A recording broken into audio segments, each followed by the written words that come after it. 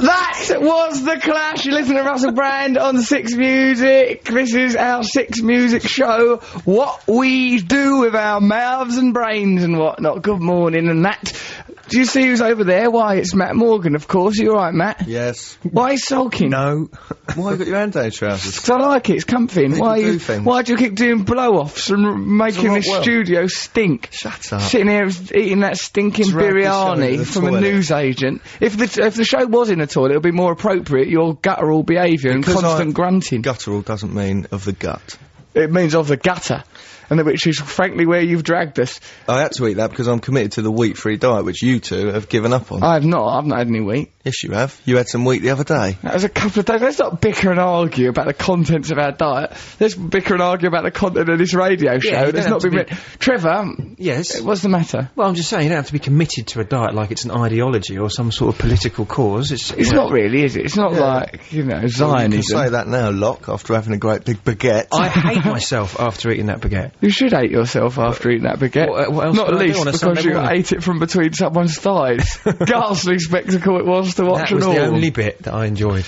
Nasty business. So, yeah, I mean, we were thinking about talking about time, what with the clocks going back, but I mean, what are you going to say? I am a Time Lord, I've come here from medieval Britain, I've got a message. Mind you, how would they have invented No, that I think technology? lateness, times for being late, excuses for being late, things that have gone wrong. Well, guess what? Once when I was at school, I was late, and like the teacher goes, "What?" Like I'd already established myself a reputation as a bit of a joker, right? The teacher, Miss Hillary, something, I can't remember her name. She had ginger hair. She probably was about 23 years old. I really like the idea now. Now we're adults. If you wanted to seduce a teacher, you could. I know, it's amazing. It's good, isn't it? Yeah. But where do you meet them? If you start hanging around schools, that's going to lead to difficulties, isn't it? I met a teacher the other day. Oh, why are you hanging around this school? I'm here just to meet teachers, really? Really? Well, teachers let's are involve the police. Meet are teachers they? all the time. Yeah. Really? When did you last meet a teacher? I met a teacher at that gig in Sheffield. What? When? We did a gig in Sheffield. And you met a teacher? Yeah, she was called, Rack. You should Miss Rack? Yeah. Miss Rack? Miss Rack, that was her first name. She didn't say, hello, I'm Miss Rack. She should have some sort of authority over you, Trevor, because if she lets you in, that's when the problem starts. Miss Rack? No, her name was Rack. Her name was Rack.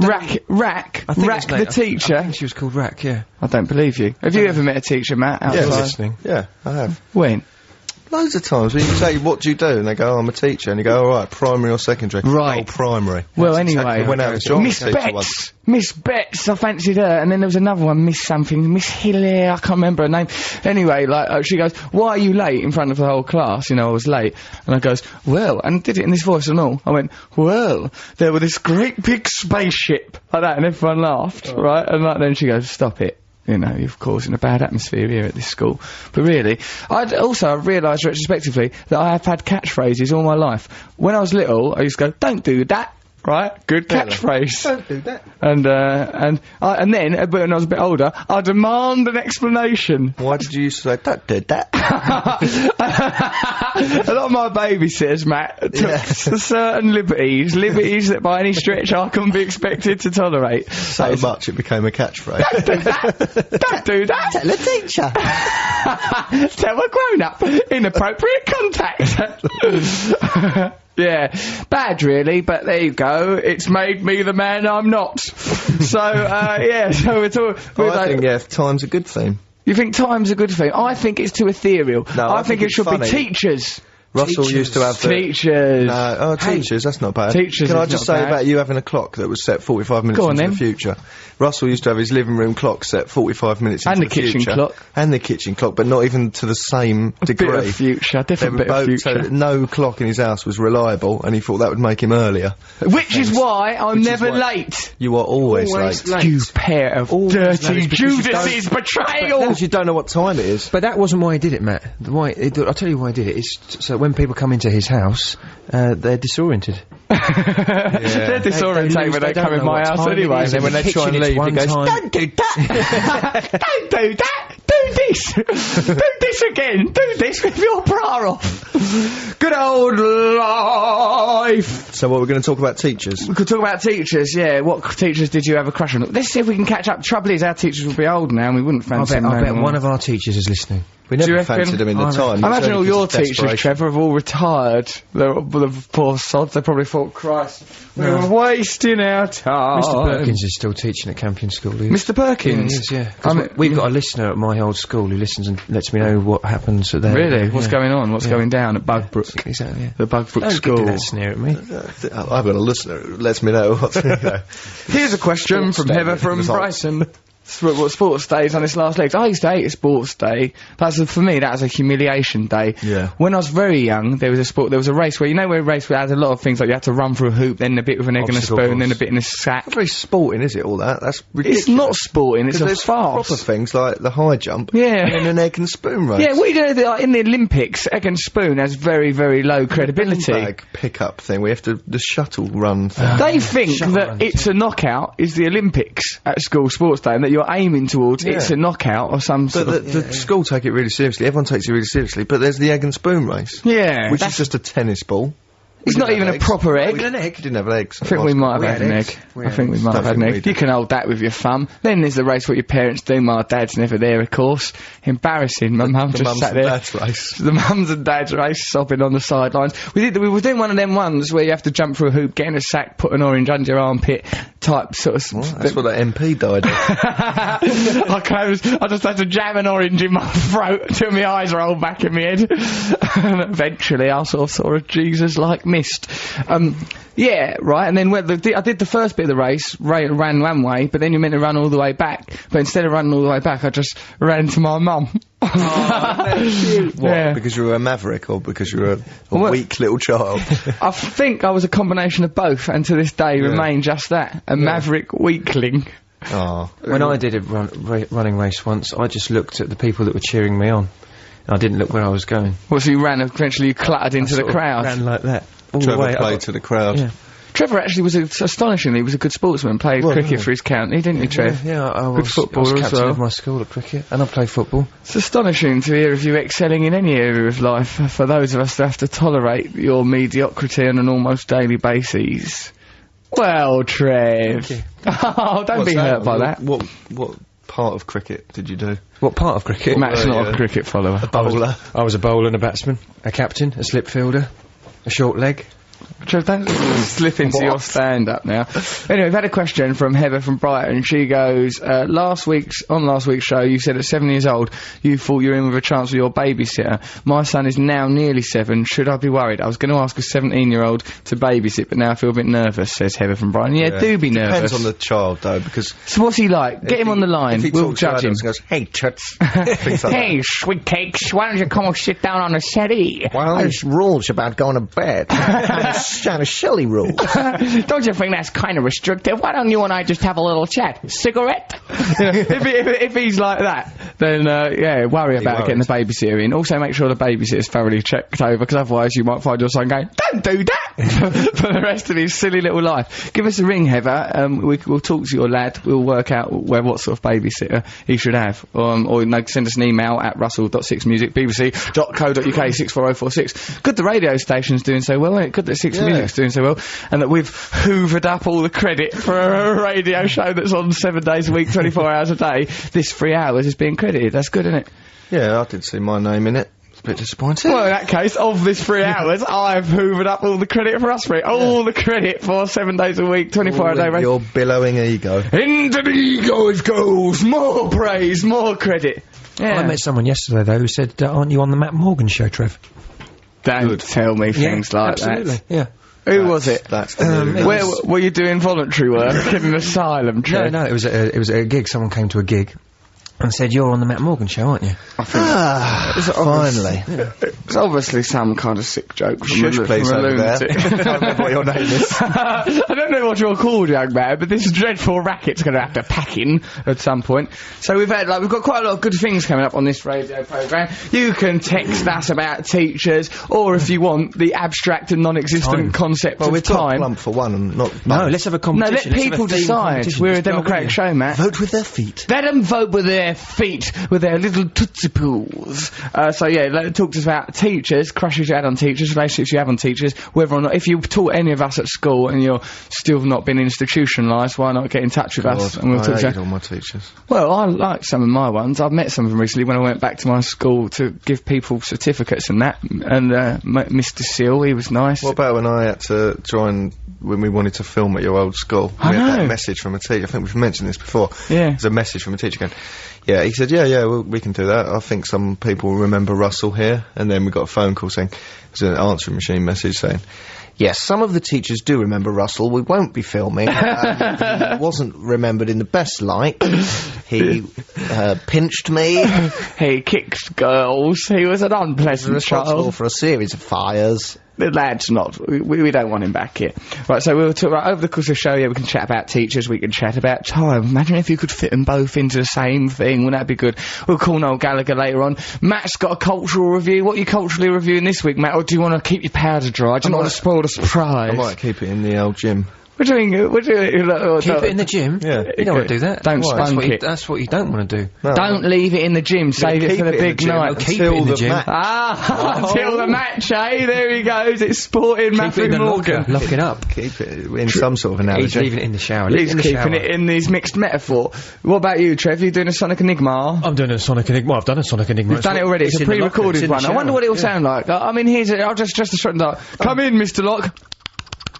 We haven't had that every week. It's that. It isn't. It's every week. It's that. It's not. Oh, hello. Oh, stand up, sit down. Oh, crikey. There is somebody coming in through a door. There you are. Always the same thing. It's not always the same thing. We'll have Mr. Master Sue go and pinch my skin at some point, I imagine. So this week, cool, blimey. I went Strictly Come Dancing last night. I know, I heard about this. How sad. Well, actually, my mum wanted to go, so I went there and I sat there. It's good. People dancing. You're such a little show boy, aren't you? Dressed like a rock star. Exotic. Dressed like a rock star, going to Simply Come Dance. Hello, Brucey. Yes. I met Brucey, actually. I'd love to be you in 50 years' time. I did meet Brucey. He was nice. I had a chat to Brucey. What did he chat say? to them judges. He just shook his head solemnly at me and said, "Get out." He didn't. He just shook my hand. He was nice. Know who you were? I went to his judgment. I don't think he did, actually. I was there. Yeah, I went there and I sort of met him. He just sort of looked at me with a sort of air of sorrow, you know. Really? And, yeah, he did.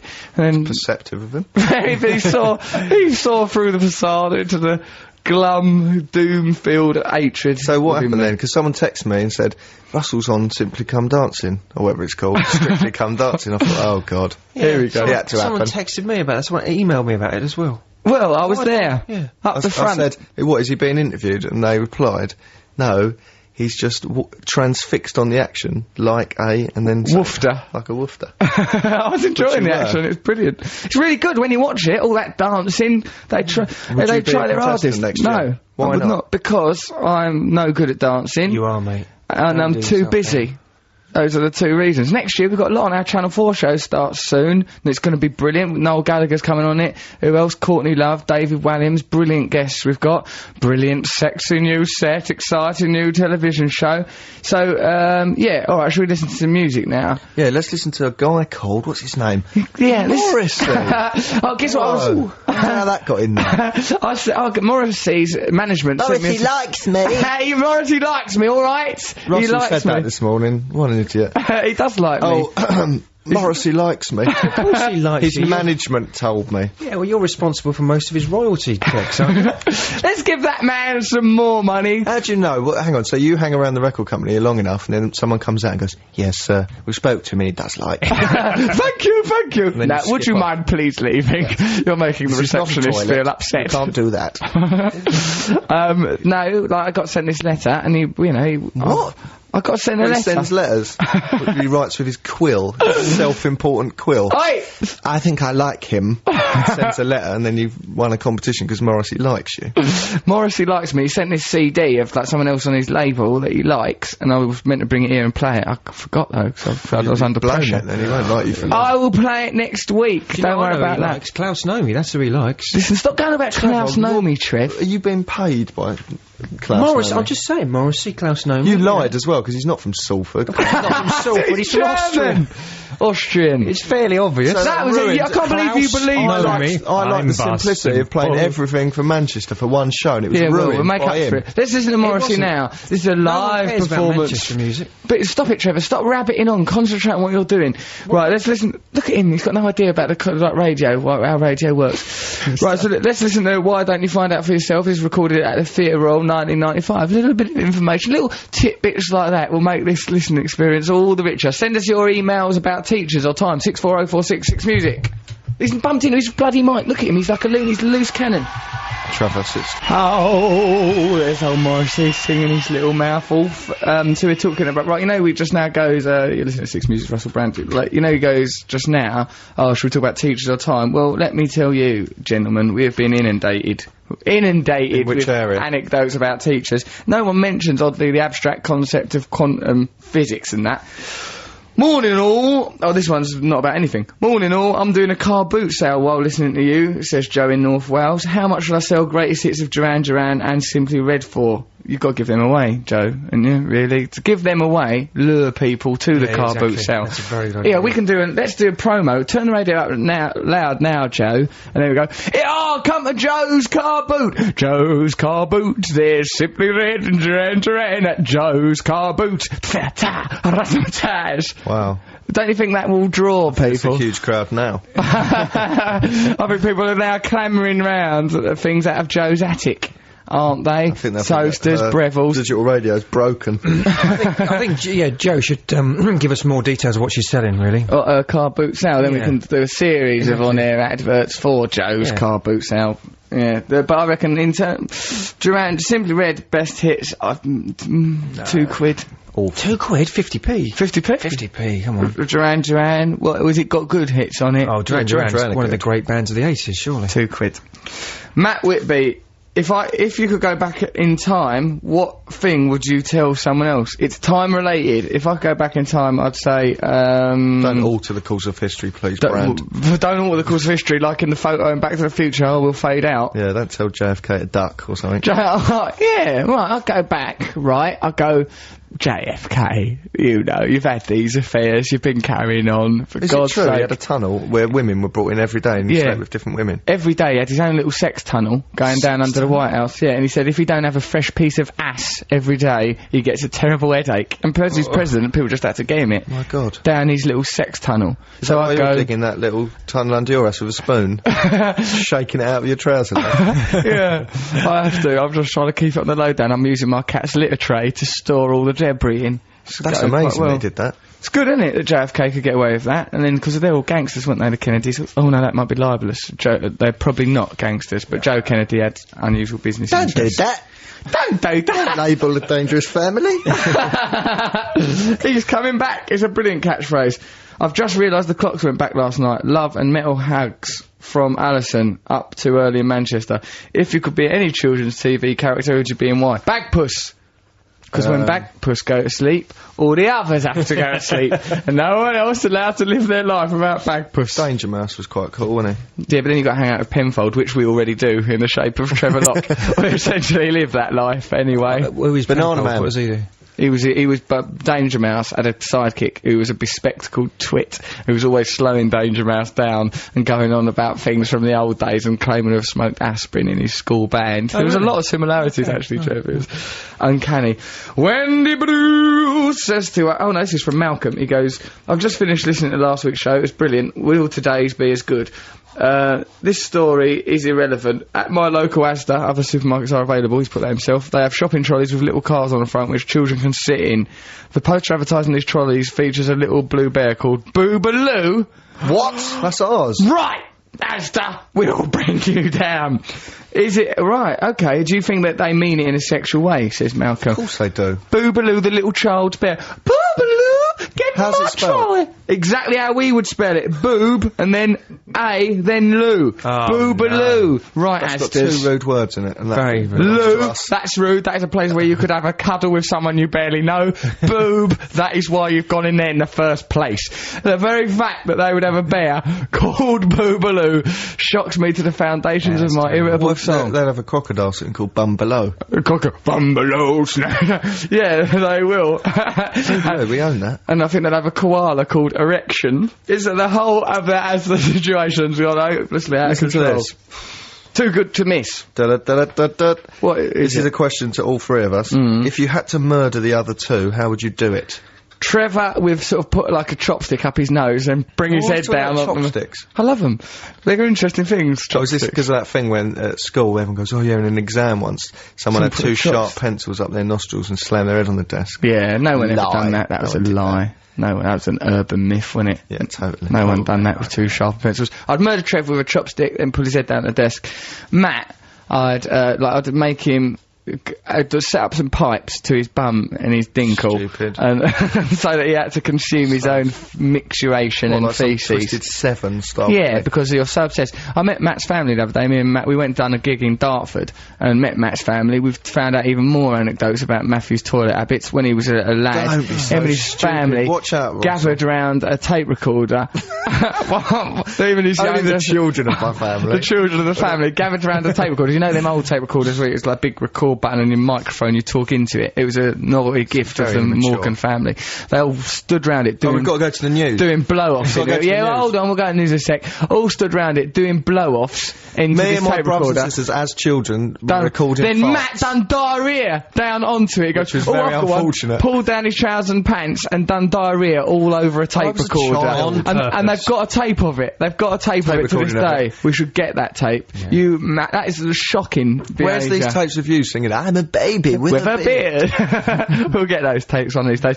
Now then, it's all well and good us going on about the past and not teachers talk and about whatnot. the toilet. It's not. Listen, who does the story relate to? You. Don't say, oh, like this to show scatological. You wait till my cultural review. Yeah, you wait till my review of what Matt done earlier in the week with a pooing in a plastic bag. Wait till that comes Out out. of necessity. There's never a justification for that. Come on, let's get to the news. The world is bigger than our bowels. So here's a little show called The News. It's with Catherine Cracknell. Now, Catherine, if you don't get the word boobaloo into this news broadcast, we're gonna pinch my skin all over the news and make it sound silly. Come on, Catherine. I spoke to her before. She goes, "You're taking years off my life. Please stop playing mind games with me. I can't take it anymore. I'm sick of it. It's can ruining the take it. news." She can. Get boobaloo in. Come on, Catherine. Boobaloo, come on, it's in the news. It's a big story. Here it is. It's good old news from Catherine Cracknell. Yeah, boobaloo, boobaloo. That was the Kinks, of course, Victoria. Before that, we had a bit of good old boobaloo news. I should have seen Matt like a nervous schoolgirl throughout that. Don't do that over the news. Don't do that over the A, news. I get in trouble for it, and B, How do you get in trouble for it? I got blamed last time. You didn't get blamed. My They skin went out. They blame Adam, the producer, and who just go that it was them that done it. No one can Two really get people were saying blamed. to you, don't do it. It's only the music news. And then you went, didn't know how to use the buttons even. So you just scrabbled at the buttons like a dog. What idiot. Out it went, no. Out over the boobaloo news. The boobaloo news. I thought it was good. I think it's a laugh to do stuff like that. Not if this has been a terrible tragedy in India. Over someone talking. No one was talking. It was over a jingle. that was alright. Well then, what are you so sulking for then? Well, I just don't like it. What we were talking about was how we'd kill each other. Now, Russell. Hold on, if I had to kill Russell. Catherine Cracknell says she'll say any word, but she just not made up words like boobaloo. Well, She how has do to you know say she says proper that? words. How do you know she says that? Because she just passed it on through Adam. Catherine Cracknell, she's in the same building as us, isn't she? I was speaking to her earlier. So how would I kill Russell? Let's not get bogged down in that stupid negative rubbish. Look at this from teachers. He said how he'd kill us. He's not interested. We've handled that question anyway, it's negative. I snogged one of my teachers on a night out recently, very strange Oh, my experience. Loving you and your work, Russell, from Mandy in Brighton, aged 12. At the age of 5, I'm joking, I'm joking, she's not 12, she's probably left school by now, I don't know how old she is, but she probably left school, isn't she, I hope, if she's done that. At the age of 4 or 5, I walked up to my babysitter, winky in hand, and asked her, "Do you know what this is for?" 30 years later, I still get reminded of Why do this you think he said it when in I that see voice? my mother there know what and this is babysitter. Because when he was 4 years old. Do you think it was a genuine question? Of course it was. Well, he's not going to say it in an aggressive voice anyway as a child, is he? I don't think it was a veiled threat. So, hello, Matt, Russell and Trev. A teacher at my high school got sacked for giving himself pleasure under his desk during my class. Anonymous text. Good grief. That's the ugly side of teaching emerging. Of course, most teachers are lovely. This is from Brendan in Weybridge. When I was about 9 or 10, I had a vague inkling that I was not as other men. That's a nice Uncle Monty style euphemism. I hated sport, of course, all that shouty stuff and balls coming at you. Nonsense. But I enjoyed the showers after, saucy devil, where our sports teacher, Mr. X, to protect his blushes. Immediately I had a teacher called Mr. X, I'd be so suspicious. Exactly. This Mr. X Why can't we character. name him? No, you must never know the true identity of Captain X, your new teacher. Mr. X would stride around the changing rooms shamelessly nude. Nice it was. P.S. What's happened to the webcam this morning? I don't like the webcam inquiry from Brendan in Weybridge. After that, Being so close to this voyeuristic account of his childhood Let's put teacher. on a show for him. Trevor, well, you got in trouble last time we done that as well. Why aren't the webcams working? Are the webcams not working? I don't know. The webcams are all broken. It's a shame because, Brendan, I'd like you to know that the three of us look more erotic than we ever have done before. Particularly young Matthew in his peephole bra eating fruit with resentment. Look at him, coughing like a seaman. I want to talk about how I'd like to kill you. Maybe it's negative. Let it go. Get over it. Look. This is from Louise. My teacher used to tell you off by putting her face right in your face, but drop her top down just enough so you could see her boobies. Oh. And when we had mixed PE, she wore lacy knickers under her gym skirt. No. We were 10 years old, and no one ever mentioned it. Well, no one ever mentioned that they were 10. For God's sake, don't let her know we're 10. We could lose the lingerie display. All right, miss, let's jog around a field. I think we used to warm up before our run around the field in shock, said Louise. Louise, that sounds lovely. What is going What on? I used to What's hate- happening in my- Nothing. What I used to hate when you were getting told off, not the proximity of their face and they smell of coffee, but the poking. Yeah, And the they used to poke jabbing in you the ribs. chest. Did they? You do. To the rhythm of their Hated it. words. Why will you not learn? Probably because of this rhythmic teaching style you're employing. If you spoke in more lucid sentences, I could concentrate. I remember that's having to sit in an office while a grown man shouts at you. Doesn't seem right. Right in your face, and I just used to look at a point on the wall and just really focus on that and switch off. I didn't hear what they were saying. I used to eroticize them. I used to think, you people, you have sex. A lot of you do it in the school grounds. Like, I just always used to Get through think, it. yeah, I just used to think of them as like erotic figurines. I don't know why they had to shout. So they can't do that now, surely, that no one Things gets have changed shouted at. now, I True. hope so. But I mean, that is a horrible way of communicating with anyone. If you're at Yeah. school now, you should let us know what it's like. Do they Who still shouts? shout? Who gets shouted Yeah, at? the young Jack, he's at school. Hello, Russell. I was listening to your podcast about birthday parties. It made me remember my 9th birthday. I was playing football in the garden. The ball went in the bush. I went in to get it and found an assault rifle. I was shocked. Wow. My dad ran over stunned, and before I could get a word in, started firing it at my friends. Luckily, it was not loaded, but it was the highlight of a rather dull birthday. I had the police around my house for the rest of the day looking at the weapon. Wow. Cheers. Give us a shout out, says young Jack. Alright, Jack. I suppose. I mean, I don't know what a shout out constitutes. You have to shout it out. a big Oi, shout out. Jack! goes- Oh, Jack! You little sod! Put that rifle. What was that rifle doing in your garden, you little rat bag? It's a bit weird, isn't it? What is? An AK-47 in your garden. It's an assault rifle. Is that an assault rifle? I mean, I don't know much about I weapons. think an AK-47 is a machine gun. Today I didn't even have to use me AK, AK. isn't it? No, and a rifle. Let us know. Perhaps you're into Guns and Ammo magazine.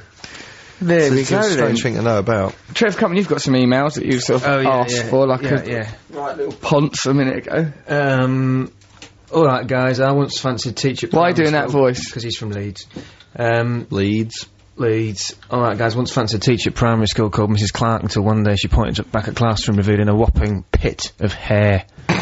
This image still harrows me What, to this the back day. of the classroom? And I can't think of teachers in the There's same. the hair pit. What is the pit of I hair? shaved that off myself as her armpit, I Oh, presume. right, Or it okay. could be a gawping pit of hair in the back of a I thought it room. was something at the back of her head that was open and hairy. Trevor, you need to learn more about biology, mate. I understand that. An armpit of hair. Yeah. What's wrong with that then? Well, nothing really. It's just, you know, we in the modern world, we like women to be shaved, don't we? I don't know what the ideology behind that Doesn't is. bother me. Doesn't bother me at all. Bothers Absolutely. Russell. So, I'm allowed to. I can't help it. I've got a very weird, primitive, unsophisticated sexuality. Yeah. It's very. I like. Because if it was primitive, you wouldn't mind hairy women. exactly. It's not primitive. It's not like a primate's sexuality. I mean, it's primitive as in unevolved. I like women that you would like if you read Loaded you magazine. like bodybuilding Terry Wogan. I do like bodybuilding. that is wrong. That's very odd. There was a picture of Terry Wogan with a nice muscly body in the off the BBC's advert. in-house magazine. Right, Terry Wogan, and then it put a big muscly body on him. Cooper, quiet, I'm trying to work. Cooper, this is alright, this story will be good for me, and good for the future. There's a picture of Wogan, right, but put Wogan's head on a big, beautiful, muscular, Everyone knows sculpted, it's on an buff advert at the body. moment on telly. Oh, it's on an advert, is it? Yeah, everyone's seen it. Is it? It's out there. I just went, he looks really attractive. Fancy him. No, you That's said not what you that said. turns me on. And then we went to Wogan have a with look, muscles. and then we were horrified. He looked nice, I thought. Yeah, I know. Now I just think of Wogan as just a big, sexy old glamour puss. I reassessed what I think of you. Why? Well, Very revealing, that is. very revealing. So what? That turns me on. Wogan with muscle. And it Is it- did turn him on. You if could it was see the light in his eyes. If it was a normal man's head, would that still turn you on? No! I So want what is it? A Wogan's head. combination of the friendly face of Wogan and Friendly. Imagine Wogan coming around all friendly and lovely, chirpy, making wise ass jokes at you.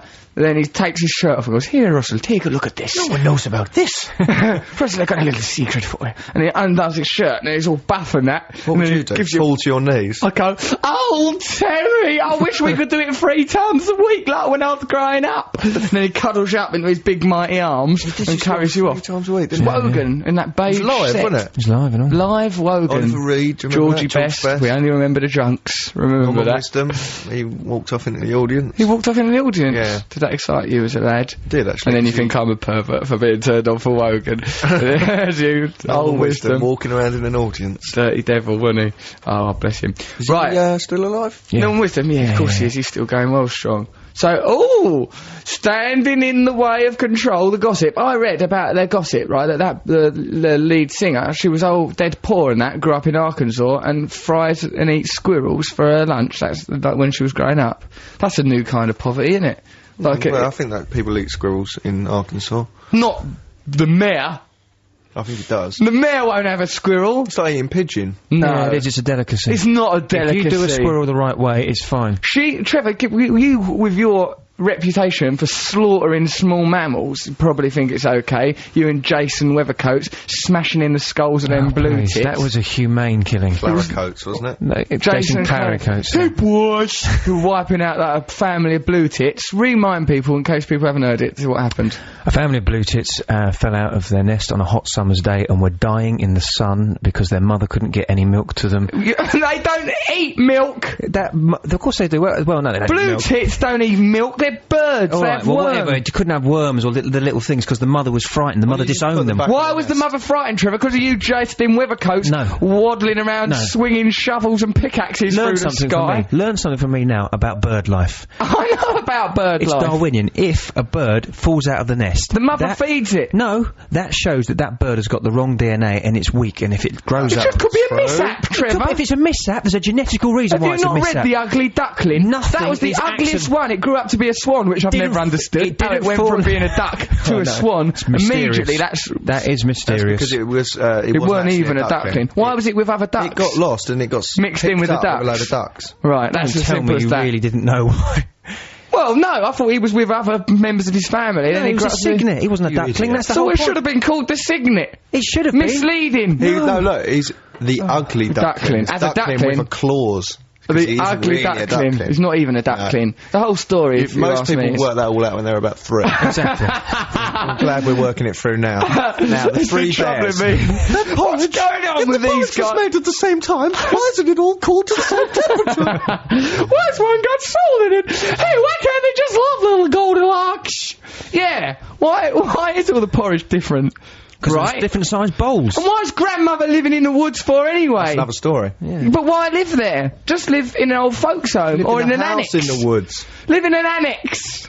No wonder these people came up against such difficulties. Trevor, you were saying about slaughtering innocent birds. I'm just saying that like the Herod of the aviary. Look, if a bird falls out of the nest, that's an indication there's something wrong with it. No, not necessarily. Yes, it is. Preposterous. They've got to have that Probably system. a badly built nest. No, it's not. Well, then, therefore, don't let those animals come to maturity and breed on with their bad genes. Trevor, the mother don't will use just leave them Darwin to justify killing baby birds. It was a mercy killing. They're there. They're going to starve to death. They're going to die in the You're sun. not Sinn Féin, Trevor. You have to stop making these kind of outbursts. It's ridiculous. Look, they're there. They're going to die horribly and slowly in the sun. Yeah. Or Jason Clarycoats will come along and take a spade and at your chop. behest. Yes, because you are the chuckling puppeteer. I couldn't do it. I knew it was the right thing to do. I knew it was the right thing to do. How ironic! You've got a little kingfisher pin. You've got a kingfisher pin, which I bought him out Did of. you? Yeah, I bought him that. Normally he has it upside down just to subvert the idea of it. Yeah, the anti-kingfisher. You are the anti-kingfisher, Locke.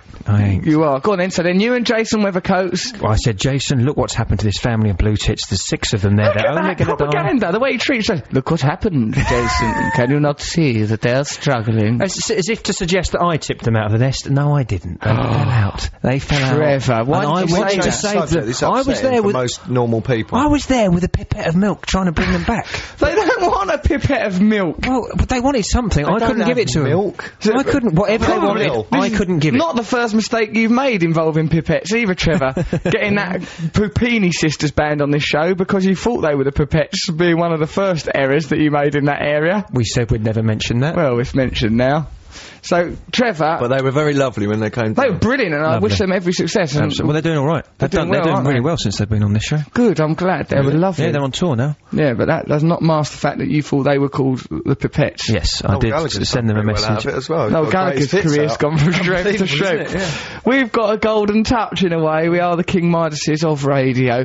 Although King Midas did balls his life right up with that talent initially. No one ever mentions that. They don't, yeah. It was bad that Midas had that. Give it a couple of years, Russ.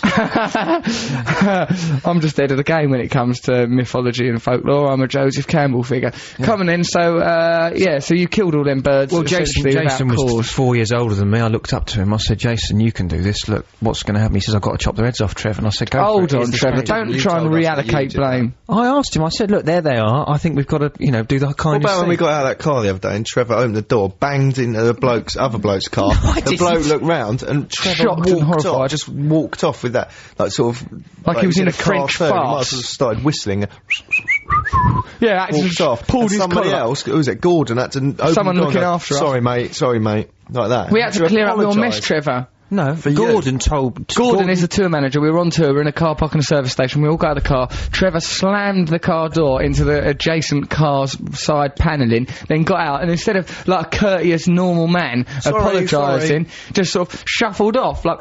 I didn't shuffle Like, might as well have opened up a newspaper and pretended to read it and covered his face with it. It was a ludicrous affair. It was little dink. It was not a slam. It was a dink. little no paint dink. was chipped. Nothing Stop trying to minimise. Bird slaughters are justified by Darwin. Smashing in the cars are just little dinks. What kind of topsy-turvy world are you living in, Trev, where you can smash your way, marauding through life like a pirate king? Gordon told me, he said, shut the door, Trev, and go to the toilet. And I just went off. And then he gave Trevor a special little cuddle. Go to the toilet?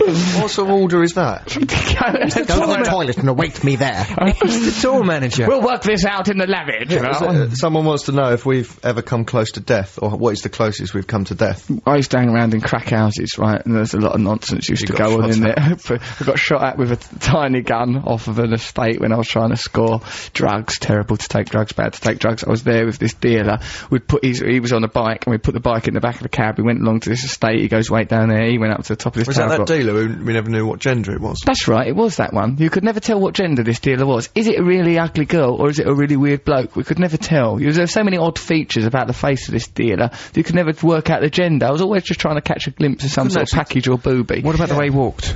Well, she, sort of, mostly they were on a bike, so you could never really tell. It's difficult, isn't it? You could never judge their gait. But have you ever seen a lady on a BMX?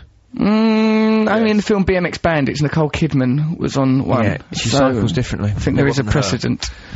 Their legs move differently. Definitely wasn't that. Well, anyway, this one, you couldn't tell. You can't tell, if you can't tell from looking at someone's face, how are you going to tell from the way they ride a BMX? It was really weird. They went up into this tower block, fired, not them, or someone fired a gun at me. It pinged off the roof. It was only a little air rifle or something, but if it had hit me, it would have hurt. It would have hurt, yeah. Still wouldn't have milked it killed as you. if it had been a real gun, though, the story. Huh? You still milked the story as if it had been a real gun, like an assault cannon. How did I milk it? Phone me up. Should change my lifestyle, And I was going, yeah. And he goes, you know, earlier when I said I should change my lifestyle, it was because I could tell he was desperate to get something out. Yeah. Earlier on when I was saying about my lifestyle, I don't know if you know, but I was shot at today. It's pretty mean on those streets out there. What happened? Oh, it hit the taxi. Blimey, did it make a big hole in it? Yeah, there's a little dent. Little sort of, little tiny chip of paint came off. It looked like Dennis the Menace had blown a pee at it. It looked a bit like it was I do So that's remember. not really close to death, is it? The world of drugs. I was close to having a headache.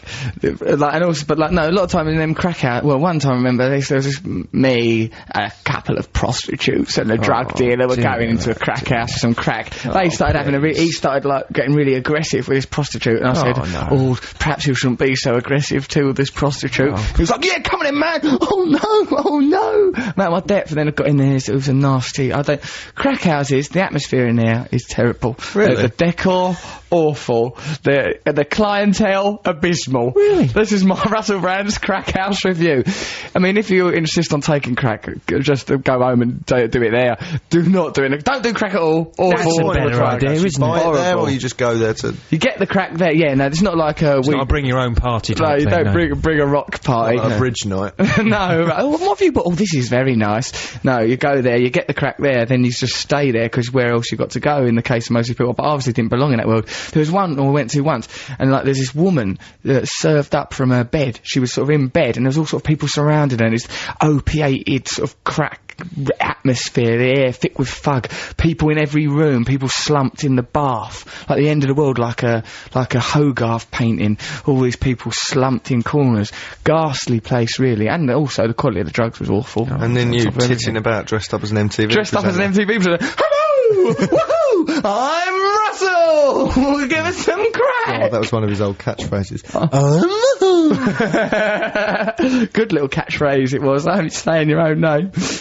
Yeah, terrible times. That was. I think I was close to death in those situations. Well, I used to think you were going to die. Did you, mate? Not in those situations, but when I used to see you on your sofa, I'd be talking to him and his eyes would roll back in his head and he'd go like that. So I used to go, I'll go now, Russ. I'll come by in the week. I'm just borrowing all your CDs and the PlayStation. Yeah, I thought you were going to die. I was alright though now. Look at me, fit as a fiddle I am. Well done. Things all turned round, everything's alright now, ain't it? All nice. I once jumped on the train tracks, which was really stupid. You nitwit. Did that thing where you race across the train Never tracks. do that, playing chicken So against stupid. the train. So naive. When I was younger. You must never do that. And then, of course, you seldom mention it, but when you're in Australia and you fell in the water off that boat, remember, Don't try and belittle it. floundering about Went to in the sea. sea. There was a storm. The boat capsized. Well, I the had to be storm, it rescued. rained. No, it There's was a bad. spot of rain. The boat. Shark-infested water. It's not Jaws. You're not Robert If it happened Shaw. to you, mate, you'd have... you'd have just given up. I would not. You would have done. You'd have actively drowned yourself. I'd have probably Fear. swum back to the shore and raised a bit of money for sport relief. Would you- Williams. Would you say you're quite brave then? I'm a Because brave I spoke to someone this week fella. who claimed that you were quite a coward.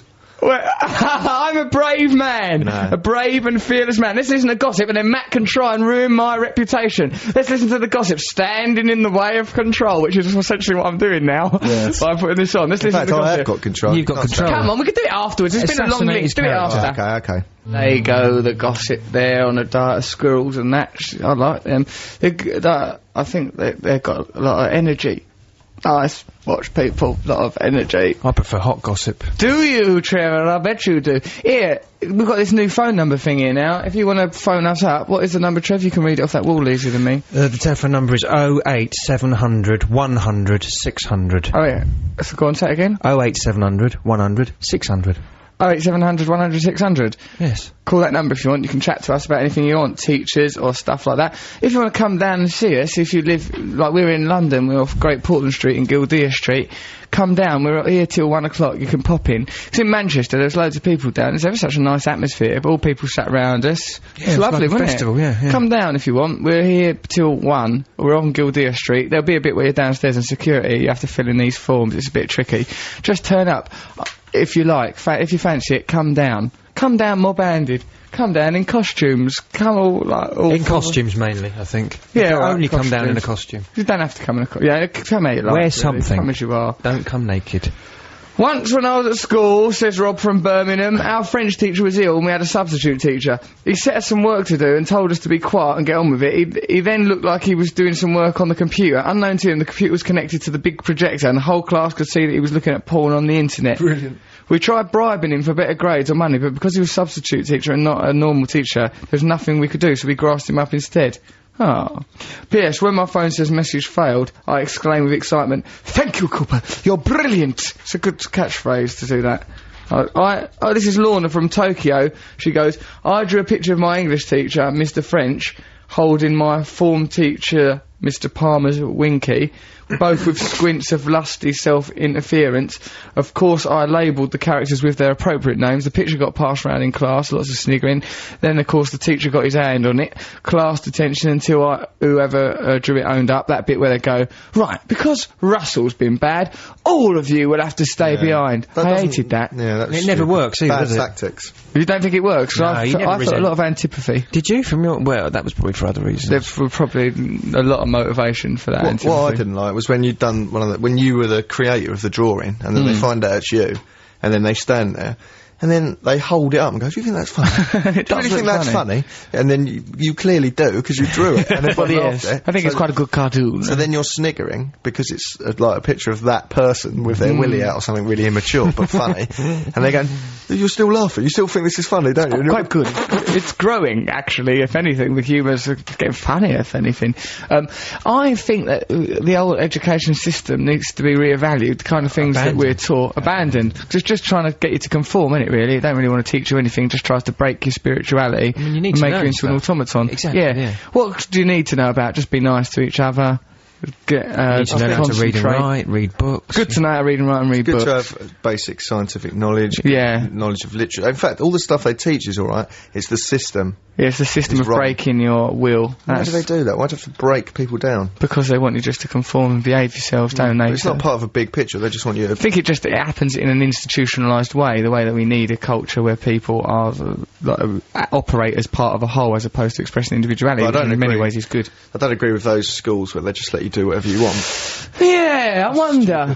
I wonder about they them really schools. exist, though? They do. They do, yeah. Where you can just Steiner do what you want. schools, you express Steiner yourself. schools don't do that. What they do? No, they teach you stuff. They don't. You can't just do what you want. You couldn't just come in and say, look, I'm not in the mood. No, I'm what they having a try and fag." do is they try and find what you're naturally good at, what your natural talents are, and then they tailor the education So towards that'd have been good. If like they'd have just gone, this lad's clearly a show-off. Get him out. Yeah, see, but me being, like, making jokes and mucking about...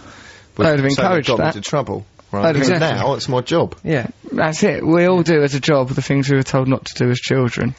Except for you, Trevor. Christ knows what it is you're doing for a living these days. Who does your hair? How long is your hair? Says Carrie from Northumberland. It's quite long. It gets done by this lad called Brian. Japanese. He is a nice fella. How do you define a good friend? Says Joe from Sheffield. Well, you know, you've seen my selection process. It's resulted in all sorts of blunders. Right, so yeah, come down here if you fancy it. There's quite a lot of people outside already, actually. Hello. Ooh. Oh my God. Yeah, people wearing sunglasses indoors. Normally a sign of stardom or drug addiction. None of these people are famous, so I think it's the latter. So yeah, come down if you fancy it, or give us a ring on 0800 600 100. No. 08 700. That's what I just said. 100 600. Oh, 0700 100 600. Give us a bell on that number if you want. What are we going to listen to? Some music. From the Klaxons. Listen to the Klaxons. That was the Klaxons. Listen to Russell Brand on 6 Music. Oh, Christ. So go on, do you want to finish your story, Matthew? About you being a coward. Yeah. Well, I mean, it is a bit embarrassing because I was going to have laser surgery on some spots. When was this? You know that Harley Street doctor, which cost loads of money? Oh, When okay. I was there last You time... still doing this? No. Well, last time I was there, she went, oh, look. I said, I've got these spots there. Yeah, And she said, oh, you can have them lasered. So I said, yeah, all right then. Normal This is before- spots? Yeah. You just get, it's not like an actual laser, it's a light. Okay. And then I went there and she goes, oh, the lady who does it is this, where is she from? She's sort of from Arabia. She speaks like that. Okay. She's got an amazing voice. She's very attractive. She's sort of sexy, and she's got, and when you're in her room, you think, she's just built this equipment, she's mad.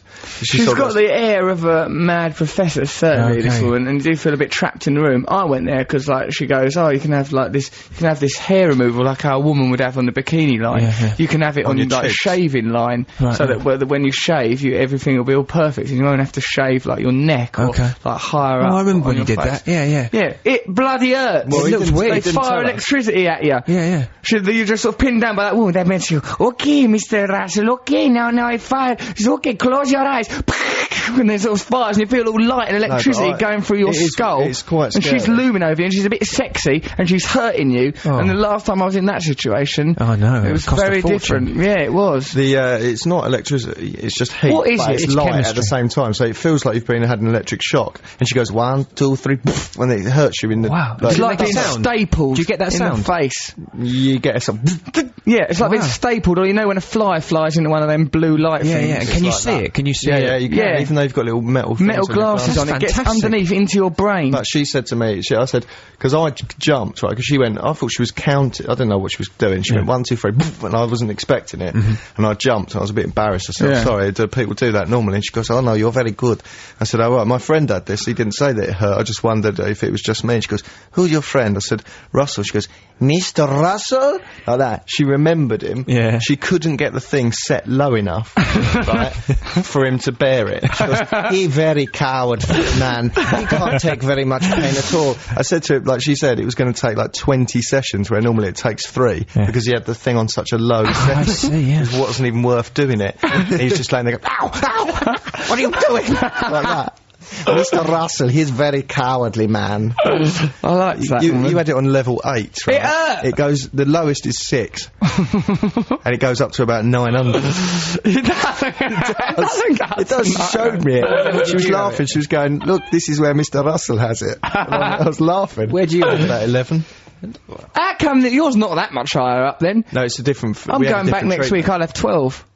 You won't. I will, mate. It hurts you. I'll race you. I want to have a go on this. It's all in your mind. It's all in your mind, because you're not getting electric shock and you're not getting radiation. It's Something just a light, hurts. but it's heat. It's just like hot for a second. But because you see a flash, you feel the heat, and there's a funny noise, you think it's worse than it is, because I've started to control my fear of it, and it actually doesn't hurt at all. So what does it do? It just burns out the follicle? No, it blasts... So I don't know. So why can this thing work not as expensive for a as you spot think. or for blasting your ear off? Because- what is it doing? I don't know. I never asked. She gave me a leaflet, but I didn't read it. You were too busy boasting about being able to go up to 11 with your ridiculous spinal tap mentality.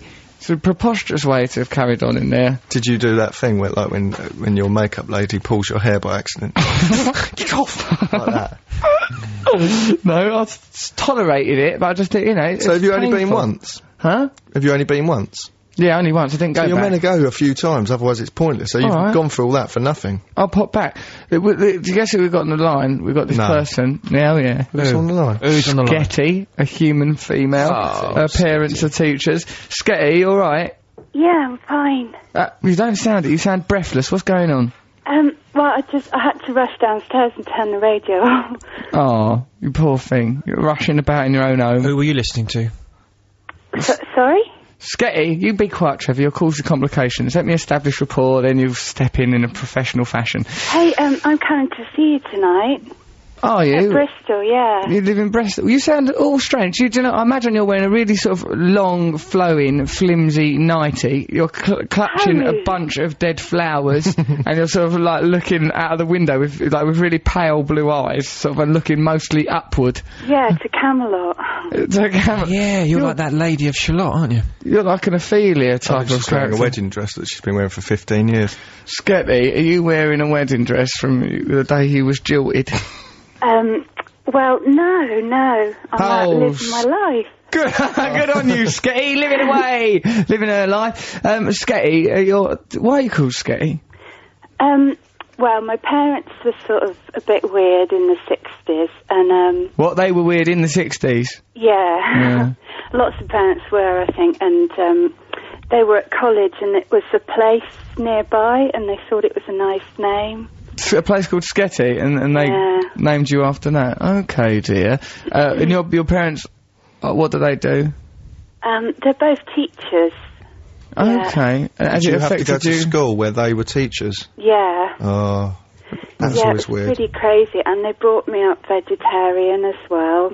And it's all sort of beards and sandals around here.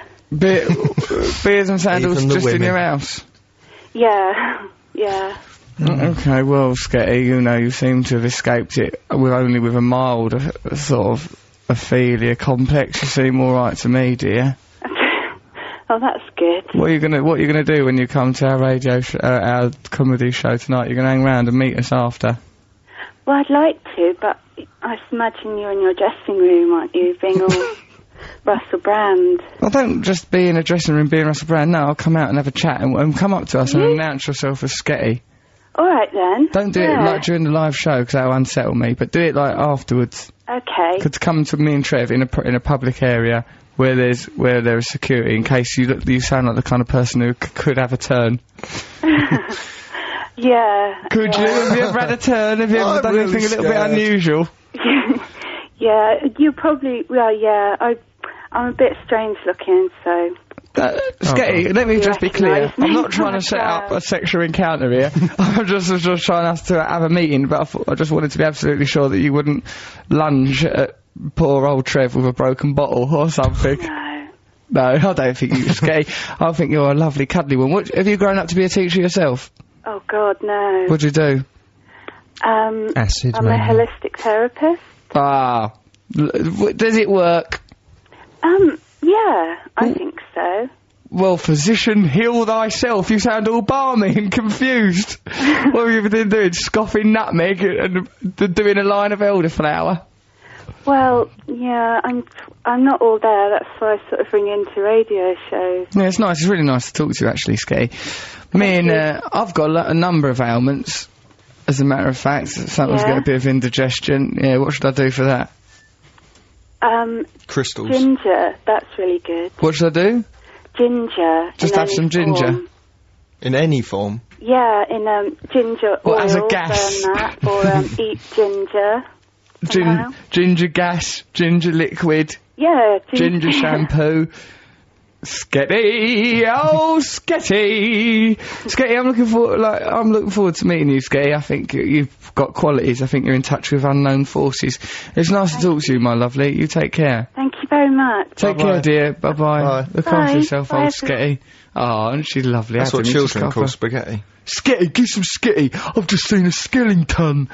Alright, then let's listen to, Valerie. If you by the Zootons. coming back from one of your gigs one day and there was a bus crash and you woke up tied to a bed in a fan's house, Yeah. like the film Misery, Yeah. what would you think? I think, Sketty. Oh, Sketty. I'll just get on with it. Let just, me go.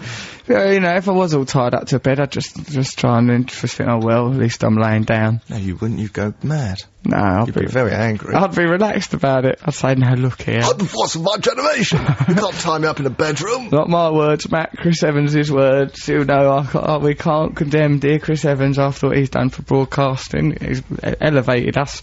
Right, so, should we listen to the Zootons? This is them electric proms. I went them electric proms. Oh, yeah, we saw Paul Weller, didn't we? Oh, Saw Weller. Nice. could review that. Review it. Okay, let's listen to the Zootons. Okay. Well. One Chord Wonders, adverts there on Six Music. What did we have before that? Zootons. Zootons From the Electric Proms. Yeah. We found that lady who had that, who's got the babysitting dilemma of what to do with her 7-year-old, whether to get a 17-year-old babysitter for him. We can talk to her in a little bit. Before then, really, we're going to have a little bit of news. See, look, Trevor, this is the thing. Like, there's some people outside that have told, like, these are, you told me, Trevor, that there's some people who turned up and troubled you at 5 o'clock in the morning, and those people are now sat outside the studio, sat outside here.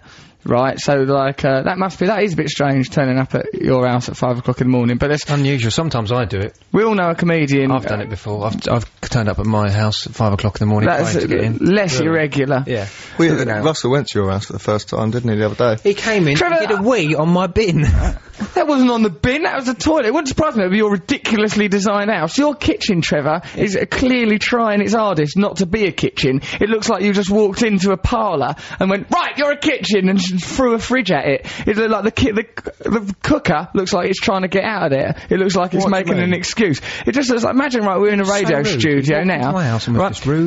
Say, like, this is a radio studio. Imagine when we put some straw on the floor and put an horse in it and goes, right, this is a stables. That's what his kitchen's like. It's just like it's not meant to be a kitchen. It looks like it's got wallpaper in there. It's a kitchen. It's not a kitchen, Trevor. It's got a sink in it. It's where all the plumbing goes in. It's where the gas outlet is for the oven. It's not been a kitchen long. Then fridge. In the bathroom, there's a hole in the ceiling. He goes, the squirrel's done that, the squirrels. I goes, what are you going to do? He goes, I'm going to kill him. He goes, I've got a man coming around to kill him. You've got squirrels in the ceiling? Yeah. Really? Yeah, I've got he's got bats in the belfry. He's got squirrels in the ceiling. They've come through the bathroom. They've punched a hole in the bathroom. Don't say punch, Trevor.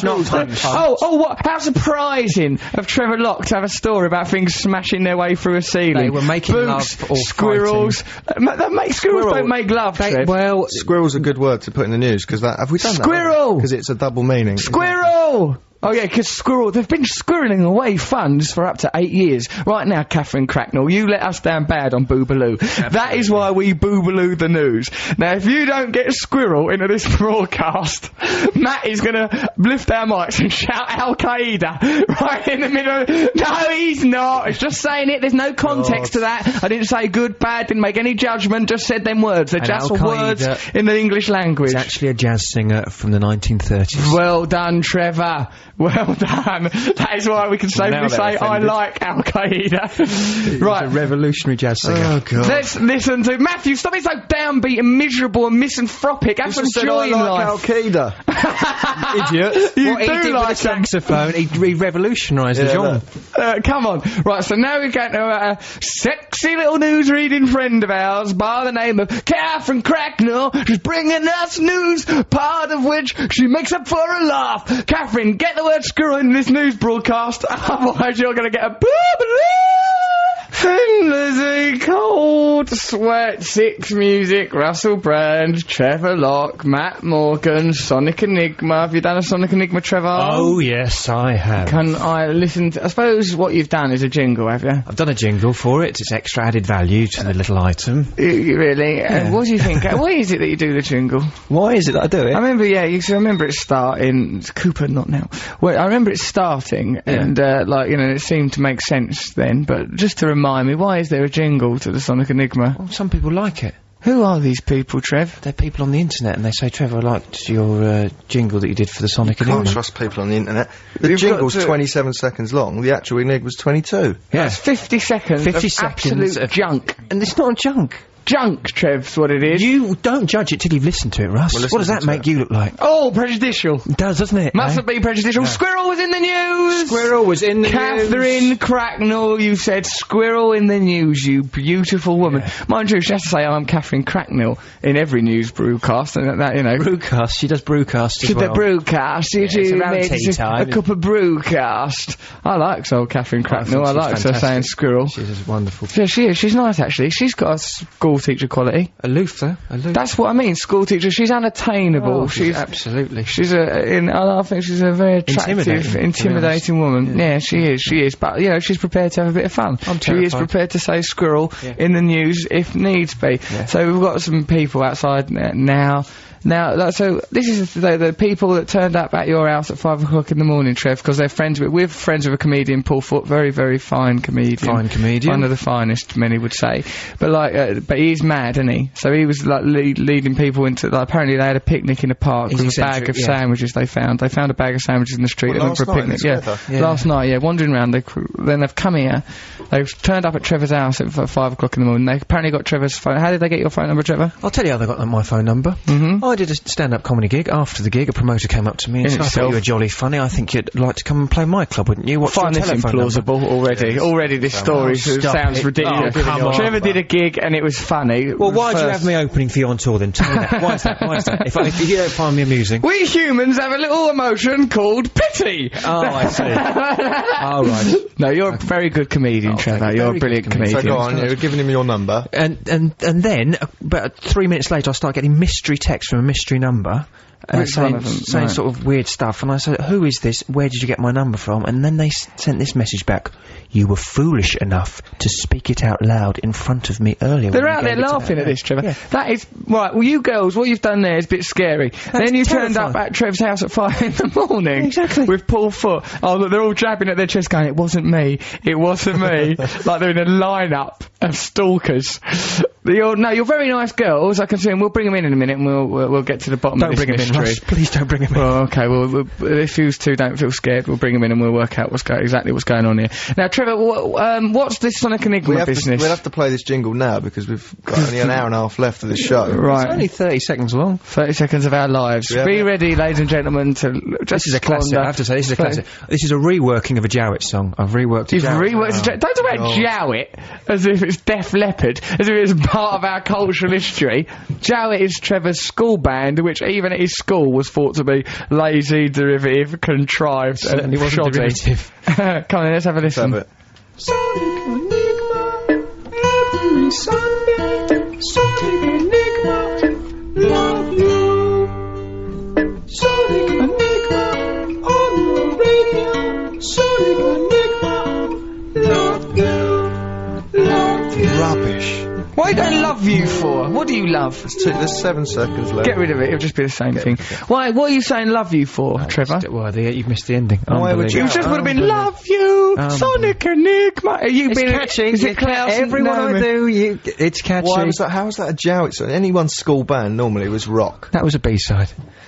Trevor. No, well, I don't know. You can sing that now. That is catchy. Sonic Enigma, love you. That's not a song. That's like a person trapped. It's like a boy down the bottom of a well begging for a bum. What's the matter with you, lad? Nothing's the matter with me. I just, I'm experimental. I'm curious. You certainly are. I want to know what was going on with that Jowett band. You sound like a bunch of proper silly sods to me. It was just me and Paul Baroni. Actual thing. Well, I don't know, Matt. I'm thinking that perhaps we should abandon the item. Let's not have Sonic Enigmas anymore if this is the way he's going to treat them. Russell, people are coming into the studio. Right, this is Charlotte. Charlotte is the winner of last week's Sonic Enigma. There's applause her! Well done, winning the Sonic Enigma. What was it last week, Charlotte? It wasn't last week, it was the week before. It was Animal Lovers by Suede. Right, you cheated, didn't you? Yeah. How did you cheat? I figured out it was something to do with animals, and I just put animals into iTunes, and that came up. Right. I put 2 and 2 together, and I got it right. I do that every week, and it was the first week I've got it right. I think it's cheating. I think it's cheating. You're meant to use your brain. Get out of the studio now. Do you want a Charlotte, chair? Shall I bring the others you in? are No, compromised. stay. Do you want a chair? Don't be nasty about them others, they're nice. I like people. I think it's resourceful to turn up at your house at 5 o'clock in the morning and have nicked your phone number when you gave it over to a promoter. That's resourceful, Trevor. Now, Charlotte, you have won, but in a way, you cheated when you won. So let's think of a way of compromising and undermining her status as a victor. What could it be? Throw some water at her. Right, we're going to throw some water at you, Charlotte, and you're going to be, like, maybe you have to take your shoes off your feet and put them on your hands for the whole time that you're here. Yeah, do that. To remind us. Well, she's got to be undermined, lads. Where did you come from, Charlotte? Brackley, Northamptonshire. Oh, fair enough. Come a long way. You can't make someone put their That's shoes very in their hands. difficult to come from there. Honestly, It's very difficult to come from there. That's Trevor It's talking very about the difficult to bypass. come from there. Bypass yet. but there is a bypass, isn't there? Please don't bring up talk a about bypass. bypasses. Put the Sonic Enigma on Matt, because he's we've got getting to carried listen to away. it. Right, here we go. Knock, knock, come in. Hello, Well, Bond. Q here. Hello, Q. Bond here. Bond. Q, I've got your new weapon for you, Bond. Thank you, Q. Here it is. Pair of trousers. Put them on, take them down, bend over, and bam. Look, it's the buttocks that does it. It's the buttocks, you see. Don't look at the buttocks, Bond. Look. Come in. Bend over. They're dead, Q. Bond, they're dead. Why do we have the same voice, Bond? I don't know, Q. You're a div. You're a total div. always This says is come that. in. I'm a div. Come in. Yeah, you're a proper div. Come in, Bond. I'm Q. Oh, bend over. It's a buttocks, Bond. Right. There's two things that define your Sonic Enigmas. One, there's like always a really ancient, antiquated sketch set up. People look for that. Sketches from the 1920s. Exactly. Come in. What's that? Yeah. And also, Round off, you say. Perishing hope so. Homoeroticism and the suppressed sexuality of a man who doesn't understand his own genitals.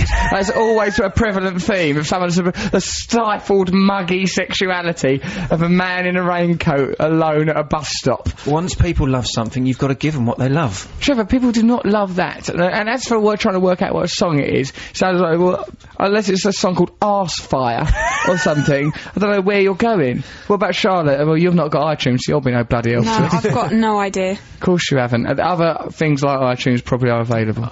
Are they? I don't know. I'm, as you know, a person who's suspicious Winamp. of the internet. Winamp is available. You could have a Winamp. I'll take a Winamp if you don't mind. If you know the answer to Trevor's Sonic Enigma, just, if you can text this number. If you don't, just type into iTunes. Why waste your time thinking? Why bother to go for a beautiful walk on a summer's day when you can sit at home and pop a pill? Text 64046, email russell.6music@bbc.co.uk, you know that number, or you can call us on 08700. Now, remember earlier on, we talked to that, in fact we didn't talk to, we talked about this lady Heather. She's got some lad she had come out of her womb. He's been there 7 years now. When he came out. He still was a lad though, and now he's even more of a lad. She's worried about getting him a babysitter because she thinks that he'll come on to her as a 17-year-old. As me and Matt explained, that our babysitters were always sexual targets from even prepubescent age. You're right, Charlotte, looking up at me with what can only be described as disbelief and horror.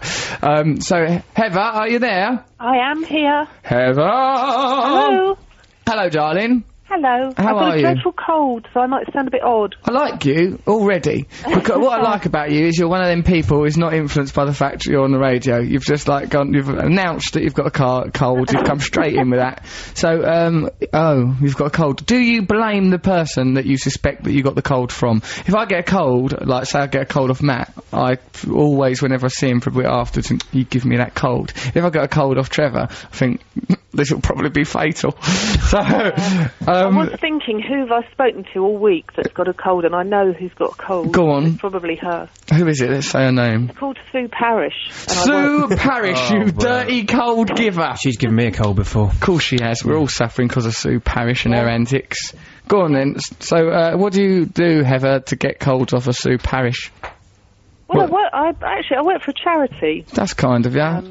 For people who Mind are you, you blind get money. and other things. People who are blind and other things. Blimey. It's very general. Can't get a break.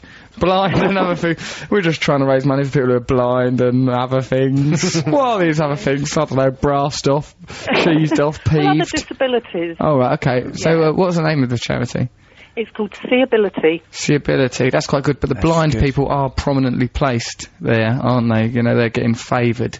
Did it initially, I suppose it was a charity for the blind, then it thought we are being prejudicial ourselves here by not helping people who are deaf. Was it that? Well, no, we don't. We can help people who are deaf as well, but predominantly it's people who are blind. Right, okay. Now, Heather, you say you sort of work for charity and you probably expect us to like you a bit better than we would if you didn't there, but really, for you, it is just a job and you're getting paid, same as if you worked at a nuclear plant or if you had a job strangling mice or something. Exactly, in a you're way, still you're taking getting paid. advantage of the charity. You're one of the, probably that charity's highest Leeching expense off it. is probably wages, isn't it? And then that probably followed closely by the blind, and then, you know, you're a drain on their resources, Heather, is what I'm saying. Dear. No, you're lovely. I'm only, oh dear. Oh no, I'm being attacked. No, you're Like Russell, who does a lot of work for his charity that got him clean from drugs and goes on about it all the time. Oi! I don't go on about it. I do good work. I'm raising them 100 grand. On Thursday, I'm trying to segue to that. Promote it. Yeah, come to that Coco thing. You can come if you want, Heather. Oh, I'd love to. Come to Coco. Noel Gallagher's doing an hour-long set. Surgeon Tom Kasabian doing some of the Zoot-ons are turning up. Yeah. And I think did read the about rates. it. Some of the rates. In fact, I even looked on eBay at tickets, but they were extortionate. How much? They were about 300 quid. You can listen to it on Six Music if you want. You I do it might for do that. nothing. I'll probably have to do that. You're not allowed to play Noel's set because you're not allowed to play that because you know, he's famous and like his record company won't let him. He'd let us, but his record company, that's the way life is. Yeah, listen to it on Six Music, that'd be dead brilliant. Now, Heather, what about this? So you've got to set out, your lad's 7, is he? He's 6. He's 6.5. Oh, that's a difficult age. Difficult. What's for you, Trevor? You're probably just watching boots endlessly plunging through a ceiling. What's he like, your 6.5-year-old lad, Heather? Pardon? What's he like? What's his name? He's called Oscar. Oh, that's a nice name, young Oscar. a nice name. Where is he? He's right here. Can I say hello He's to him? next to me. He's fidgeting because he wants to talk to you. I'll talk to him. Let's have a word with him. Oscar? I want to talk to Oscar. Hang on. Oscar. She's lifting him up to the phone. Hello, Russell. Hello, Oscar. You alright, mate? Yeah. What are you up to today? Oscar? Yeah. What were you doing today? I'm going swimming with my dad at the afternoon. That'd be nice. Do you like swimming? Yeah. Are you any good? How many lengths can you do? I think I can do 5. Have you got any? You sound quite mature. How many badges have you got for swimming? Well, Oscar. 2. I got badges at. I got achievement badges at school. You got what badge have you got at school? Achievement badges. Oh, achievement badges. Okay, that's good. That's good. Oscar, now you know your mum's thinking about getting you a babysitter. Yeah. And oh yeah, I've got one at school called Naomi. Naomi the babysitter. No, she works at the old school club. I've never had her babysitting me before. Naomi, have you? Go on. She might one day. Oscar, he's putting a case forward there. He's dropping a big hint to his mum. Big hint towards Naomi. Oscar, have you got a girlfriend? Yeah, Naomi. Right. Okay. Okay. Now I see where this is going. How old is Naomi? I don't really know. She's a grown up. Yeah. Right. Grown up. Already, Oscar, I'm concerned about the idea of Naomi babysitting for you. What do you like about her? That's because she's pretty. She's pretty. Just because. Just because she's pretty. Has she got a good personality? Do you get on with her? Yeah. Do you would you like to hold her hand or kiss her on the cheek or something like that? Yeah, I like to do every one of them. How old are you? 6. What year were you born in? You should know Children don't know that. They don't know that. 2000. 2000. That's ridiculous that a person born in 2000 can have a conversation. That should be on the radio. That's sci-fi. That's sci-fi. You're born in 2000. Who are you? Judge Dredd? Young Oscar.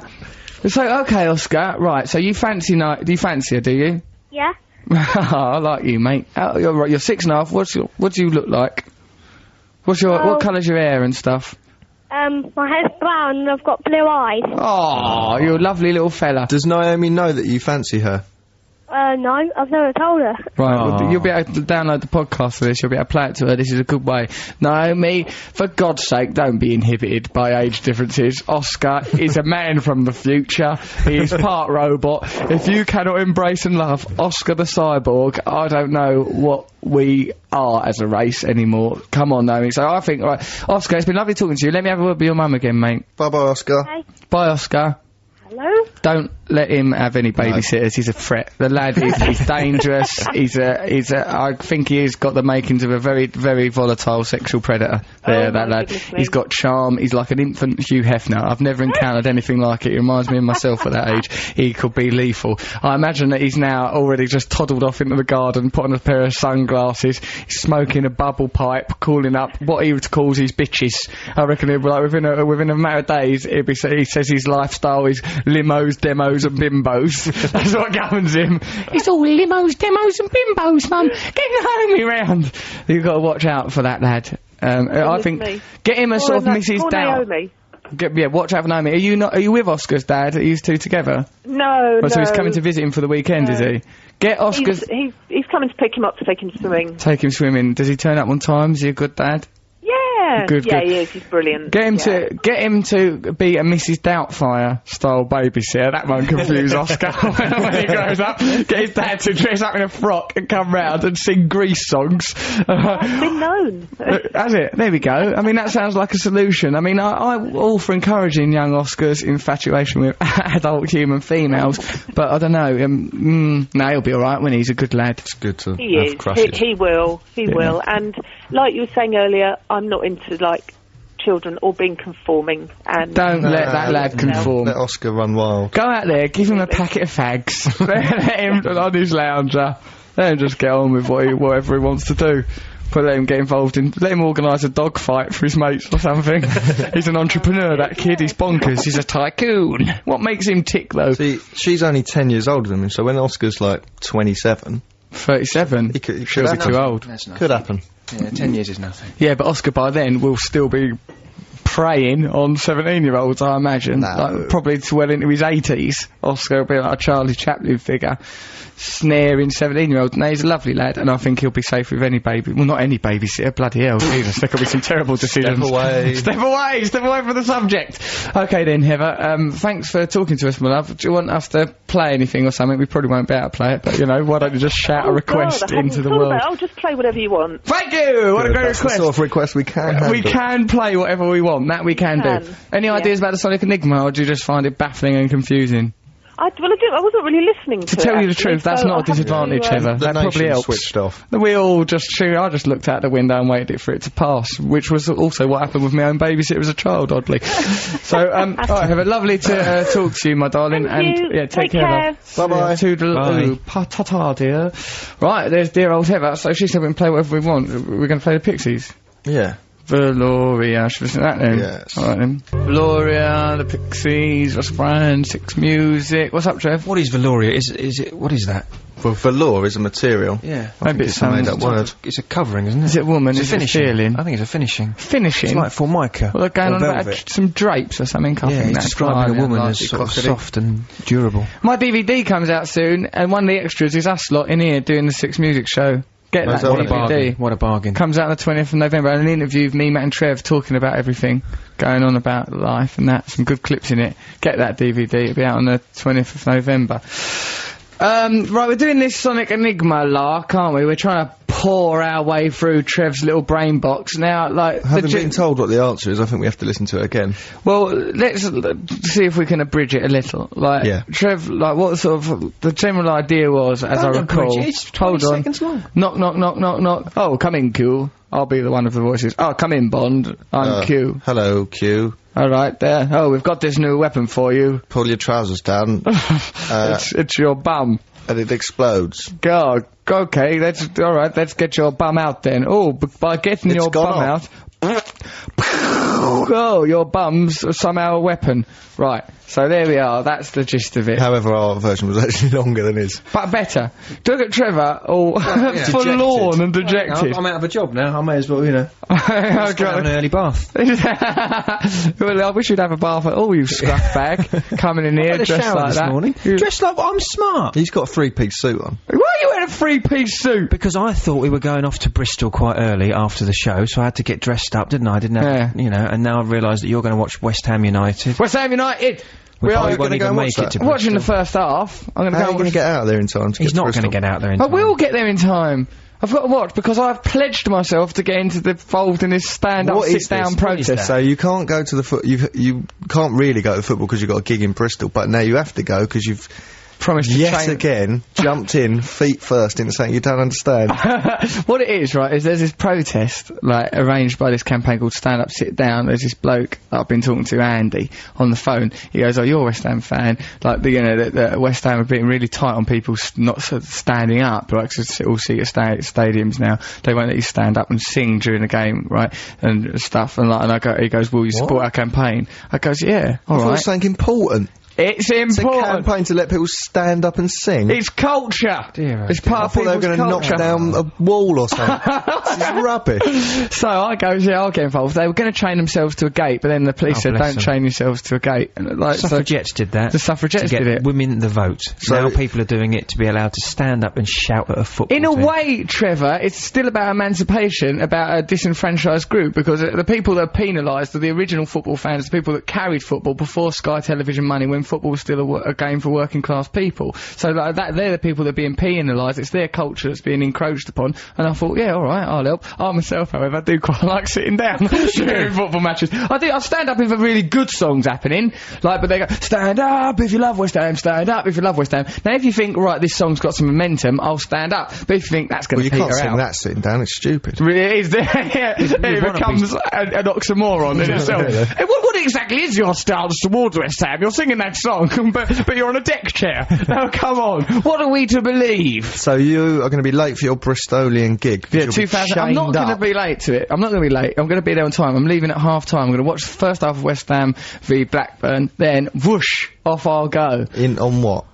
A car. Well, I do not think that whoosh is very realistic. Do you know where Bristol is? Yeah. Do you know where West Ham is? Yeah. Right. East London versus West Country. East London, West Country. Yeah, I think that's going to be at half time. The traffic won't be bad. I better get there as long as the rest of the country observes half time at Upton Park. No. when the bowling ground goes to sleep, everyone in England goes to sleep. It's that bagpuss mentality that sees me through life. That builder this morning. Oh, that was good. Builder up a scaffolding. We were walking along. Goes Russell like that. Yeah. Oh God. That's it. We're finished. And he was wearing a West Ham top, and they realised that they were friendly. Or he realised that Builder was friendly. But he was. The Russell was quite friendly. He was actually. Yeah. We were going into a coffee place, and Russell shouted out to the bloke very kindly. "All right, mate, do you want a coffee?" And he goes, "Yeah, I'll just have a latte." Yeah, latte. Cafe latte. Oh, that's lovely. Latte. He said in that accent.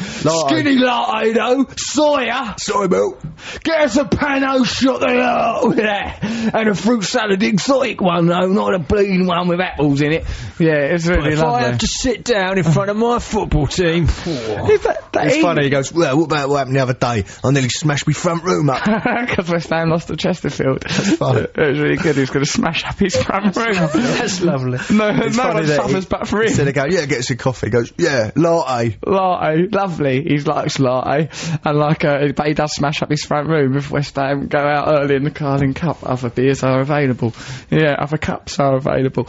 So so anyway, look, I don't want to get chained to a fence or anything, but what I did say is because I write that article. You've got to. I wrote that article in the Guardian when What did you say? I'll be there. I'll be there for the whole first half. Then I'm off to do a gig in Bristol. Right, what happened is the bloke says, "Can you help us?" I've done I wrote an article about it before. And I goes, "Right, I'll put it in the article in the Guardian." He goes, "All right, don't say I'm going to chain yourself to the fence because I don't want the old Bill to find out." You idiot. I go, sit on the fence. No, he listen. won't chain himself. I just said that. I goes, look, I'll put that in the article. I goes, and if there's any trouble, because if you get prevented by the police from chaining yourself to the I fence, know what's coming. I'll do it in your stead in front of the Sky cameras. Other cameras are available. I'll chain myself to a fence. He goes, all right, that sounds like a deal. And then so I'll put it in the article, and I've said it now.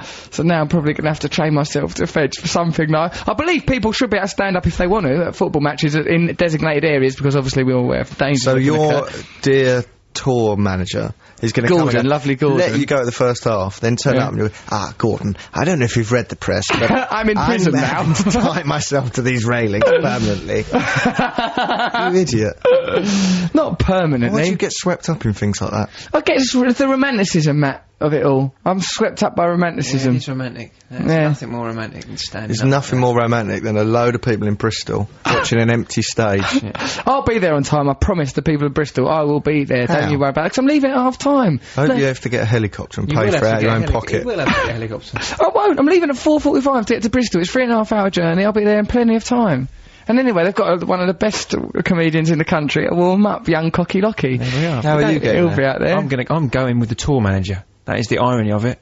I am actually going to get there on time with the tour manager. Yeah, but you have to get there an hour before me, because Trevor goes on, there's half-hour interval, then I go on. Then Russell goes on with half a stadium attached to his wrist. It's going to be the show of a lifetime with my brand new bracelet. He had to do one over the mobile phone the other week, because we had to wait to do some yoga. I've done a gig on the phone. Where were we? Cheltenham's good, though. Yeah. That wasn't my fault either. There was an accident. A lorry skidded across the road. It looked so dramatic. There was a lorry laying on its side like a beached whale. No, we just saw it afterwards, laying there all out of context, all lost its might, its grandeur, all strewn across the street. What was its cargo? Actually, we couldn't see the cargo. I just added that to make it sound more dramatic, like it was lorry blood. But there weren't nothing strewn across the street. It was all still trapped inside the lorry. How poetic. Yeah, nice to find a poem about lorry things. blood. Lorry blood. Is the Sonic Enigma... Oh, should we listen to Trevor's version? Because she looks so forlorn. Coming in. Knock, knock, come in. Hello, Bond. Q here. Hello, Q. Bond here. Bond. Q, I've got your new weapon for you, Bond. Thank you, Q. Here it is. Pair of trousers. Put them on, take them down, bend over, and bam. It's the buttocks that does it. It could end there. You see. Don't look at the buttocks, Bond. Look. Well, that's misleading. He's going to repeat himself. Oh, they're dead, Q. Bond, they're dead. That's a key Why we have the same voice, bit. Bond? What was a key bit? That they're dead. Right, the fact that they died is a key bit. I've forgotten what the answer is. Here's some of the wrong answers. Is the Sonic Enigma Ring of Fire by Johnny Cash? That's quite a good Alex, one. good entry. good. Deserves a prize. Like, Good. Alex, you That can is come the down answer. if you want next week.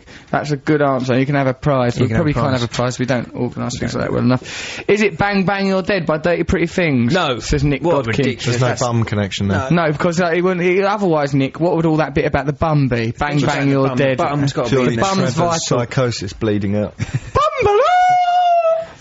Is it Spies Like Us by Paul McCartney? This is still Nick Godkin. Nick, give up. Do not tell me. I've got a sneaking feeling Nick Godkin's going to triumph today. No, because of the simple fact he's male. And I'll tell you what, Nick, I'm not going to let him We win. still got that policy. No, anyone can come here. I don't know why it is only women. I don't know where this comes from. It used to be a policy that was an unspoken We rule. could never have a male winner, do you remember I that? liked it. I liked it when that postman came and he used to poo on other people's lawns. He was brought by a female, wasn't he? Yes. Yeah, actually, and I did try to get him turned away, but people thought it was unreasonable. No, I like it. I like blokes, mate. Oh, yeah? Terry Wogan. Well, you do, Terry Wogan. Big old muscle-bound Wogie. Oh, Wogie! Give us a snog! With his big muscly titties. That's not his real body. I don't care. I can dream, can't I? Is the Sonic Enigma backfired by Debbie Harry? not bad. James from Leeds, another good entry. You can come down if you want, mate. We're going to be in Leeds soon. Yeah, we are. Yeah, Are we? come to next Leeds. Sunday. We're there Although next West Sunday. Ham are playing Arsenal next Sunday, so there are further problems. Well, we're actually doing a gig in Leeds, though. Yeah, we are doing a gig in Leeds next Sunday. Is the answer to Sonic Enigma Through the Fire and the Flames by Dragon Force? That's from Alison. Never heard of Dragon Force. Hello, Trev, Russ and Matt. Is the answer Hot Pants Explosion by the B-52s? That's made up. Brilliant. That's made up. If that If that exists, if the B-52s have got a song called Hot Pants we will Explosion... change it to be the winner. That will be the winner. We'll play it. Trevor, that is not how Sonic Enigmas work. It does. Is it... It sounds like Q sticking nuclear weapons up James Bond's bum. Is it Chinese bombs by Blur? That's Darren in Manchester. No, don't. Q for... God, there's loads of wrong answers here. Q for Love by Populous. Secret Agent Man by Cosmonauty. Trevor Locke's James Bond Snooker Fantasy by Jowett. Trevor sexualising Bondy. So, yeah, none of them's the right answer. If you know the right answer, 64046 or email us. Is there someone on the telephone? There's not, is there? There's no one on the telephone. Matt, you going to do a cultural review? Should we have a record Yeah. before the cultural review? If you want, yeah. Should I have a little record? Let's have a little record, and then Matthew can do a cultural review. The Velvet's doing Sunday morning. Sunday morning, and what's the time? 12:10. The least appropriate time to do Sunday morning that there is. Just as Sunday afternoon begins. But we can just nostalgically listen to Sunday Morning by the Velvet Underground. Modern Love, Bowie, Six Music, Russell Brand, Cockety-Lockety, Matt Morgan there, staring into my little face with his face. Stephen Lacey sent us an email, Matt's comments on the protests, the stand-up, sit-down protest. One of the main reasons the protest there is that West Ham have started banning season ticket holders from games that they've already paid for, they've banned them for standing at games for supposed safety reasons. This is at the same time that Alan Pardew has asked for more vociferous support from fans. Well done, West Ham PR, says Stephen Lacey. Yeah, so it's sort of a valid protest. Next week, Russell will be setting himself on fire outside, was it, Upton Park? Upton Park. I am going to... Because there are no more hot dogs for sale at the West Stand. People are being banned from games that they've already paid for, mate. It is wrong. Get behind. It's amazing. It is a good cause to get behind. It is a good cause to get behind, honestly. Okay. Oi, Matthew Morgan, you cynical git. Is it right? So we're talking about yeah, come down to West Ham. It'd be funny watching me do that protest. I mean, it's not. I'm just supporting the protest, going, yeah, I agree with that protest over there. I'm not doing When it. you chain yourself to railings and Yeah. stuff, what do you like throw away the key? I suppose you do, because if they go, if you use it in your pocket and Yeah. you've got, I mean, yeah, there's a real, you're dicing there with a potential embarrassment. If you handcuff yourself to a railing, you know you've swallowed the key or you've thrown it away. Do you think if you did it, you'd have to have fancy belts and, you know, buckles from Yeah. Armani or something? I think you should help yourself He wouldn't just have a normal chain, would he? I am not being chained. Imagine the police pulled him. Oh, that pinches! Oh, you rotters! You dirty bloody rotters!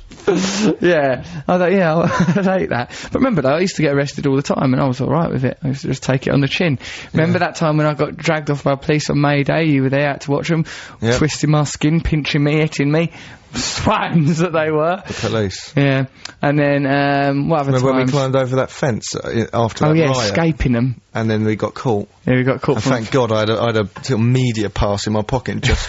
they're horrible, wouldn't they? Those riot particular police. They're probably policemen. going to beat us up in that And a alley. media pass got you out of it. I just went, we're for the telly, please don't beat us up. Yeah. And he went, oh, you're alright. Then we got through it. It's alright in its way. So, back to Trevor's Sonic Enigma. Is it Do They Owe Us a Living by Crass? That's ridiculous. How Your did you get Sonic that? Enigma sucks, you nonce. Well, you're the nonce. What a stupid... Look, what's his name? He didn't put his name. It's a real coward. shame. Is that the What bloke a who said crass? pathetic entry. Yeah. He's a punk, that's why. Your Sonic Enigma sucks, you nonce. Well, what a stupid entry. I How like did you get that that to out of attack it? someone for their Sonic Enigma. After entering it. Yeah, and like as if some Sonic Enigmas are alright, other people's, but it's Trevor's.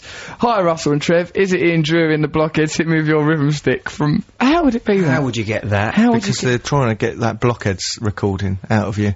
There, well, There's a few things you've got to find in your house. I'm a you baby singing with Morrissey a- songs, You- the I'm a baby with a beard none of us song, need to hear that. and you trying to join the Blockheads. The Blockheads wanted me! The Blockheads was trying to Well, they were poach clearly me. lost without their leader, weren't they? They went around like ducklings following anything. They were clutching at straws. They really were. There's Oh. probably a phone box singing for them now. It's hairdryer and the Blockheads. It's cutlery drawer and the Blockheads. Hi, boys. Is it Pop a Cap in Yo Ass by that one from Everything But the Girl? Ange from Why Brum. he didn't do a song called that, did he? Didn't he I come don't to know, your gig might the have other day? He did. Someone from Beautiful South. Well, someone from Oh. Everything But the Girl came Oh around. no, I'm getting confused. Someone- between them someone and from Beautiful South They're the came. same thing in my head. Don't know why. They're both nice. Here, Russ, when I was a kid, I caught my babysitter making out of her bloke. I was about 10 at the time. I wouldn't mind, but A, she was fat and ugly, or fugly, if you're from Hull. And darn. B, I hadn't even been sent to bed at this point. I was still up. They just turned to me and said, go in the other room for 5 minutes. Scarred for life, I tell thee. That's from Gav in Hull. P.S. There's no H in Hull. Hull. Don't be bad about people saying they're fat and ugly and that. Other than that, I think that that's a really good email. The people... But do you see your babysitters getting off with each other, I Matt? don't think so, but I do vaguely think they're allowed to smoke. And They I were remember allowed that to smoke? exciting smell of smoke, and they sent you to bed early, and that you could hear voices downstairs, and they had boys come round. Yeah, boys. remember that. Oh, bigger boys. Oh, bigger boys came. I remember Kathy Burke saying that. Hello, Russell, Matt and Trevor. When I was at school, we had a teacher who used to squeeze girls' bums and ping their bra straps. After being in the school for a couple of years, they found out he weren't even a real teacher. I love Georgina in London. Terrifying. What's it what we learn in this school? I'm thinking of starting a News of the World style campaign of there are perverts in schools. Because it does seem, we've had a lot of letters saying there's perverts. Yeah? Wake up and smell the coffee, mate. Let's think what perverts there was at my school. Quiet, Cooper! Those that perverts were excellent. That's an unusual. Cooper's really panicking. If he makes that noise, that means I've got to immediately stop what I'm saying and offer a complete redress of the situation. Do you want my cultural review? Yes! Time for Matt's cultural review that's approaching with fake optimism. Why are you undoing your jacket for I'm really it? warm. He's taking his jacket off for his cultural Ah, review. this is What are you good. going to do? Have a fight with it? No, it's not linked to the fact that I'm taking my jacket Well, off. it's a bit of a coincidence, isn't it? You've sat there in that jacket all day, now you get to do a culture review, off comes his jacket. Makes me think he's not been taking the radio That's show right, I think he's come seriously to life up now, until isn't this he? Yeah. point. It's not You've my been reviewing moody jacket. and sullen He's clocking throughout on now. this whole show. 25 past 12 now, you So clock the on. show's nearly done, and you've turned Hello, up. listeners, and welcome to Matt Morgan's Cultural Review. Cultural review. What did you do this week? Go and hang around a brothel? No. What did you do this week? Go to a singles bar? No, I went to the tragic event of your stand-up, which I'm now going to talk about. How dare you I also culturally went- review my brilliant stand-up I in that also- negative light? Silence!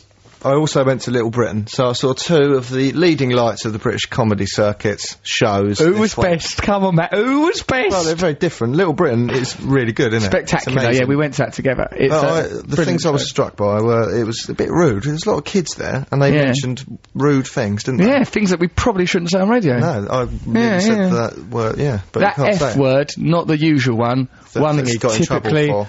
omidity-sexual, typically. What was his name? Julian Clary. Oh, Julian Clary Trouble for mentioned saying it with Norman Lamont. Yeah, jokes That. about that sort of stuff There's going kids on. there. But kids there. But, you know, all Brilliant show, and really they're such excellent performers. They like get right into the audience, terrifying. Cooper, I'm being and there's a positive. bit where they get someone out of the audience, and I thought it was a plant. Yeah, and but it's not. Williams pulls his trousers down, Gets a bloke kissed up him on and the bum, pulls his pulled- trousers and it's pants down, amazing. gets his bum out of this bloke on the line. So terrifying. And I thought, yeah, we were sure it was a plant, but it was actually It's a not real a plant. bloke. So it's a Amazing. really good good show. I mean, not that bloody hell they don't need and they have anymore. this like this digital backdrop thing, so with doors in projected. Can you shut up? Oh, don't be so protective over your cultural review. No, it's got you know. Russell was there as well, sat there, terrified when they came into the audience. Rightly so. They come into the audience like Marjorie Dawes, walked past, and Matt Lucas saw him, went, "Hello, dear," but didn't go any further with it. But he was like, eating his said own afterwards hand. that he was gonna. He goes, "Oh, I nearly got you up and stuff." But I thought, "Oh, thank God." Yeah, they're terrified when I'm not working. Yeah, because if it's not your thing, then you're out of control, aren't you? Yeah, So, yeah. And I was scared actually because they come. It's a really good show, but they come into the audience and grab people and take them up on stage and embarrass them. Like for the fat fighters bit, they get this fat bloke up on stage. Just a fat bloke and humiliate him. Give him a huge T-shirt when he ends. It's really funny. That's the punchline. But anyway, so that was Little Britain. Yeah. And there was this moment at the beginning when David Walliams pulled his shorts up really high, and you couldn't help but notice he's got quite a big willy, right? And I sat there and I saw Russell flinch when he saw it. I never flinch. Oh, wow. Nodded with admiration. Then, when we were in the taxi going to his gig, he goes to me, you know when he dressed up the other day for the TV show and he wore a codpiece? Yeah. He just thought aloud, he goes, "I liked you when I was wearing that codpiece the other day." So you could tell that vaguely, and he's thinking, how really can I make it look obvious- bigger? Well, yeah, exactly. Then we're backstage in the theatre, and Russell put 2 socks down his trousers. One sock! He reduced it to 1 sock later, but there was a point where there was 2 socks down his trousers. Then he went out onto the stage with socks down his trousers. Which show was this? Sock, Dartford Orchard. People of Dartford Orchard, if you were impressed by the size of Russell's package and you thought, this is an honest show where a man tells us about his life, there was a huge lie going on. Well, it's only a sock-sized little lie, and it's not about size, it's to stop the seam, because I wear girls' jeans. There's this lie now. Come on. About it chafing. No, it's not about chafing. Come on. It's not about chafing. The seam of women's jeans is designed for a vagina, so it goes up. That's why there's that whole phenomenon Why have of you camel never toe. put a sock down your trousers in normal life? Because I haven't had time to. Why only on stage?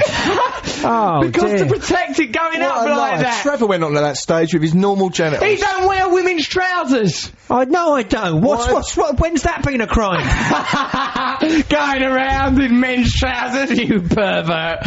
You expect us to treat you like a human. Look, So Little Britain, that'll be in the compared Sun to now. Russell Brand, which was a brilliant show, by the way. Oh yeah, why don't you mention the comedy, the actual brilliant comedy? He gets the newspaper at the beginning and he improvises phone calls he does out of the newspaper. Phoned up the police live on stage. I go like, just get this Brilliant story show, about a bloke. but this This is undermined now. It's lie. not Knowing that undermined. whilst you were doing a prank call to the police, you had a little sock nuzzling on the end of your winky. It wasn't on the end of my winky. It And was then too at the big, end, masked the entire package. To embarrass Stop him in the front of seam my going. family, I said, pull that sock out of your trousers. Yeah. Took him about a month to get it out. It was falling around. It was around the back actually. It was just making it look like I had a bigger bum, if anything. Kyle's picture. Listen, Morgan, right, you pooed, right, throughout your childhood, no, everywhere you went, no. you pooed and weed, No, you no, can't use it. Matthew pooed in a, right, Matthew this Don't week do pooed this. in a plastic bag on his balcony, right? what? His toilet in his flat was busy, so he pooed in a had to. plastic No, bag no, on his nobody has to balcony, do I was in pooed and physical weed, pain. I didn't and then weed. threw it onto no, the roofs of did he threw it onto the roofs of adjacent houses, and then he's been panicking because there's a receipt for what a Virgin, and he thinks he can be traced because it'll have the credit card details. Right, He's let going, me tell they're this going to story. trace me. Let They're me gonna tell this trace story. me. I pooed into a plastic A bag. man I know. You did a dirty protest I in was your own terrible. house. No, listen, I was No, in that is physical pain. I terrible. needed to go to the toilet. There was someone in my Disgusting That's animal. why I went By onto my slinging it onto a balcony. rooftop.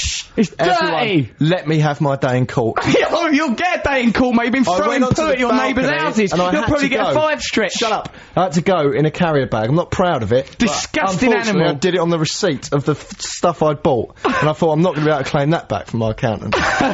And then I did the bag up and put it in a bin later. You threw it over the I roof, threw it Matthew. off the roof. You dirty, Why did you filthy do that? Put it in animal. the bin. What was the impulse He of didn't. throwing He it did on? throw it I off the didn't. roof. I put He it in the definitely threw it off the bin. roof. He goes, You think that's I don't mind you that saying ain't it on the radio, but can you say I put it in the bin at the end? He threw it off of the roof. So if you Russell- live in the Archway area where Russell- Matt, the poop flinger Russell lives, did a poo in a pint glass once. I was. You did two I? are pathetic. That was a girlfriend I had. Did that. She had a broken leg and she pooed into and it all snaked into it. It looked fascinating. It looked like a python coiling into a is a pint refined glass. Can't do show. this this anymore, guys. Alright, okay, alright, hold on. No, we're grown up now. Let's talk about, after happened earlier in the the week. news, we will be talking about Nausea by Jean-Paul Sartre. Or is that Camus? I can never tell. They're all the same, these existentialists. Right, so you've got to get into the news, Catherine Cracknell. Plastic bag full of poo. No, you don't. The sock, plastic this is bag. disgusting. Alright, get Nausea into the news. Nausea or, Sock puppet. Sock puppet. Sock puppet! How can she get that in there? how She could he is get a it into his resourceful woman. trousers? It's a mystery, She's got but a toy boy, she told me. She's got a toy boy, Catherine Cracknell. That might be a secret. Well, she's not married, I don't think, but she's got. I hope she ain't You married. should check your facts, mate. Well, I've checked the facts. I'm just saying she's out there toy boying it up. She's got a toy boy. So let's go to Catherine Cracknell. If she's not busy fondling her toy boy, she might give us a bit of the old news. We're looking out for the word sock puppet. That's the word we're watching in the news today. Here it is, the 6 Music News. Oh, Jamie T, if you got the money. Nice, isn't he? Yeah. Fantastic. That is my favourite record It's your favourite record, Trev? of this week. You lovely boy. Got some lovely text messages. Sally from BBC Manchester goes, oh, I heard Matt in the lavvy. My boyfriend heard Matt in the lavvy doing a whoopsie last week.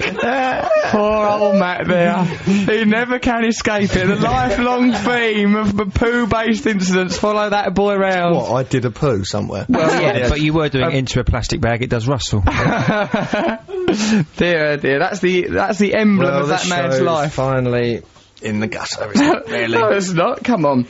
Right, so we've got some more answers for the Sonic Enigma. Is it I Spy by Pulp or I'm on Fire by Bruce Springsteen? No, Sent no, by no. Nick Godkin. Well, who Nick, give adds up. Trevor, I'll never give up. Russell, saw you last Sunday in Manchester, laughed my socks off. Trevor, you have He wasn't betrayed watching the show, everyone. he just saw you walk past. Why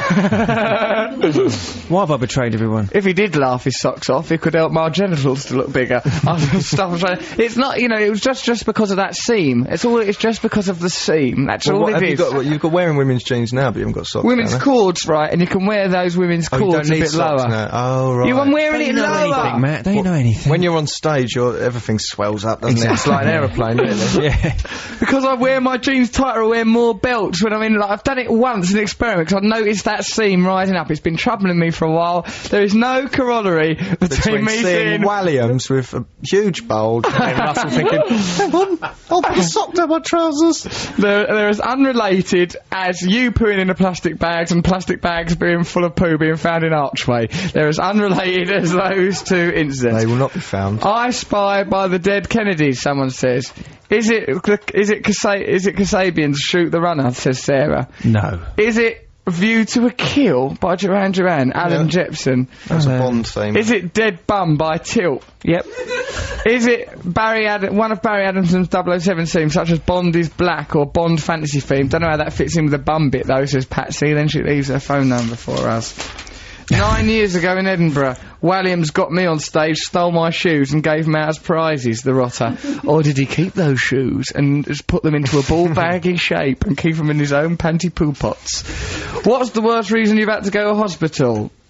Well, that's private. So, okay, what we've got to do? Oh, right, yeah, right, those are all the wrong answers for the Sonic Enigma, aren't they, Trev? Apart from one of them was right. What one? I don't remember. I said yes to one. Yeah, well, that's you not taking your job seriously. Oh, yeah. But now we've got someone on the line. Don't know. Maybe they've got the right answer. Probably got the Maybe wrong they one. do. Maybe they don't. And for the first time in the history of this show, it is a man. And to celebrate that, he is called Mano. All right, there, Mano. Hello there. You alright? Yeah, I'm really well, Mano. How are you, mate? I'm very well.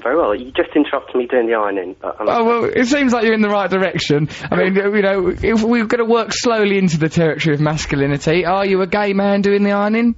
No, I'm not a gay man. You're a heterosexual man, but you're doing a chore traditionally associated with women by sexist, misogynist pigs. And radio presenters. And I'm not associating that with women, like me. Well, who brought it up? A man just mentions he's ironing, Doing and the ironing. automatically you call it Assume he's gay. Yeah. I didn't assume he's gay. I thought that ironing might be a euphemism. Okay, Mano, how come you call Mano? It's because my parents are from Sri Lanka. So Oh, right, so fair enough, Mano. Yeah. And also, though, it's sort of like, you know, Latin names, loads of them are a bit like that. Emmanuel, Manu. Man. Right. Mano, the winner of the Sonic Enigma, or isn't he? We don't know at this stage. Right, but first of all, let's learn a bit about Mano. What makes Mano tick? Mano, What makes you tick?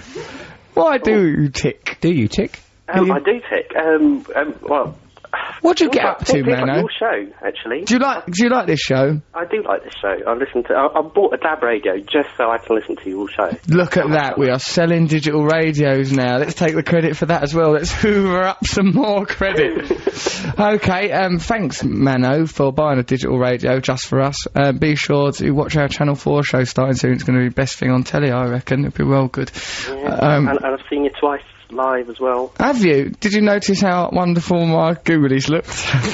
Yeah, they weren't that big, actually. Wait, now look at here, Mano, you spiteful, ironing little Nancy. Yeah. Mano, oh Mano, where did you see us, mate? Saw you once at the Chuckle Club in Aldwych. That was about I think the Chuckle Club was a two-socker. Or was the two-sock? They're up very close. and then really early this year, sort of down in New Cross, in a little pub that I can't remember the name of. That was New Cross. He was experimenting with Tic Tacs. Yeah, so you've seen smaller gigs. I say, make sure you get the DVD and all, Mano. Do you see how much more promoting things these days? Tim Westwood, that is. Tim Westwood told me to do that. Yeah. He sent me some good text messages, Tim Westwood. Come to this party. You are still a ghetto superstar. Otherwise, if you don't come, you are P.U.S.S.Y. That's how he said it. That's how he spelled it in a text message. We'll spell it out, pussy. Yourself. Which isn't, I think, you're allowed to say that word in some context. They didn't confuse me. They look good when they're written down. I still put kisses on my messages to Tim Westwood, right, and he never puts one back. He probably thinks that's your name. X. Sign off. Yeah, like Exhibit would probably sign text messages in the same fashion, so it probably doesn't unsettle him. All right, mate. So you've entered this Sonic Enigma. Matthew, help me to recreate it roughly. Knock, knock, knock, knock, knock. Oh, hello, James Bond. Hello. Bang. Pull your trousers down. Bang. Oh, there's my bum. Right. So it's something along that line. So what do you think it is then, Mano?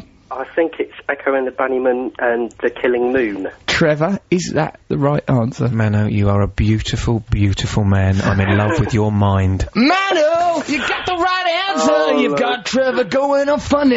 Yeah. Okay, there's a round of applause for Mano and his right answer. Yes. Oh, God. Bless you, Mano. Bless you, Mano. You are unique. The only one in the country that got that. Mano, where do you live? That's really worrying. I live in Manor House. You live in Mano in Manor House? Oh, I used to live there. Mano, the man in Manor House. Which street do you live on? Man Street. It's not very far from Archway, but I haven't got any clue. What street? Be careful, Mano. Careful if you live anywhere in North London. Watch out for them bags of whoopsie being slung around. Even if he did live on Green Lanes, Trevor, how long would they be green? How long would it be before they were brown lanes? Anyway, you weed in a car park at the castle. Oh, stop the other day. Oh yeah, Henry VIII stayed in that castle. Well, that's got nothing. That's not an argument for it. You're some sort of anti-monarchist now. Yes. You're gonna chain yourself to the railings. I'll chain myself till King Henry's thrown out of that castle where he treat his wives. It were a sin how he carried on. Mano, oh Mano, we've caught you in the middle of an argument. Matthew, why are you sat there fingering Paddington? Look, he's got operate his legs. He's got a little Paddington doll that's been brought in by some people that come to see us here, friends of the show. It's nice, actually. Yeah, so. What's my present? Oh, I've got this wristband. That's nice. What'd they get you, Trev?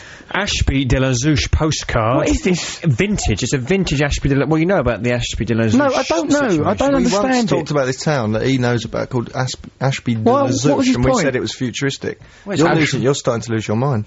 Why? Well, because you can't remember it. It was about 2 weeks ago. It's a major theme. What did we talk about? What did we say about it? We just talked about how Ashby de la Zouche is an anachronism, isn't it? I mean, de la Zouche. It's in Leicester. It's not in the Dordogne. Well, listen, I don't care about anachronisms in Leicester.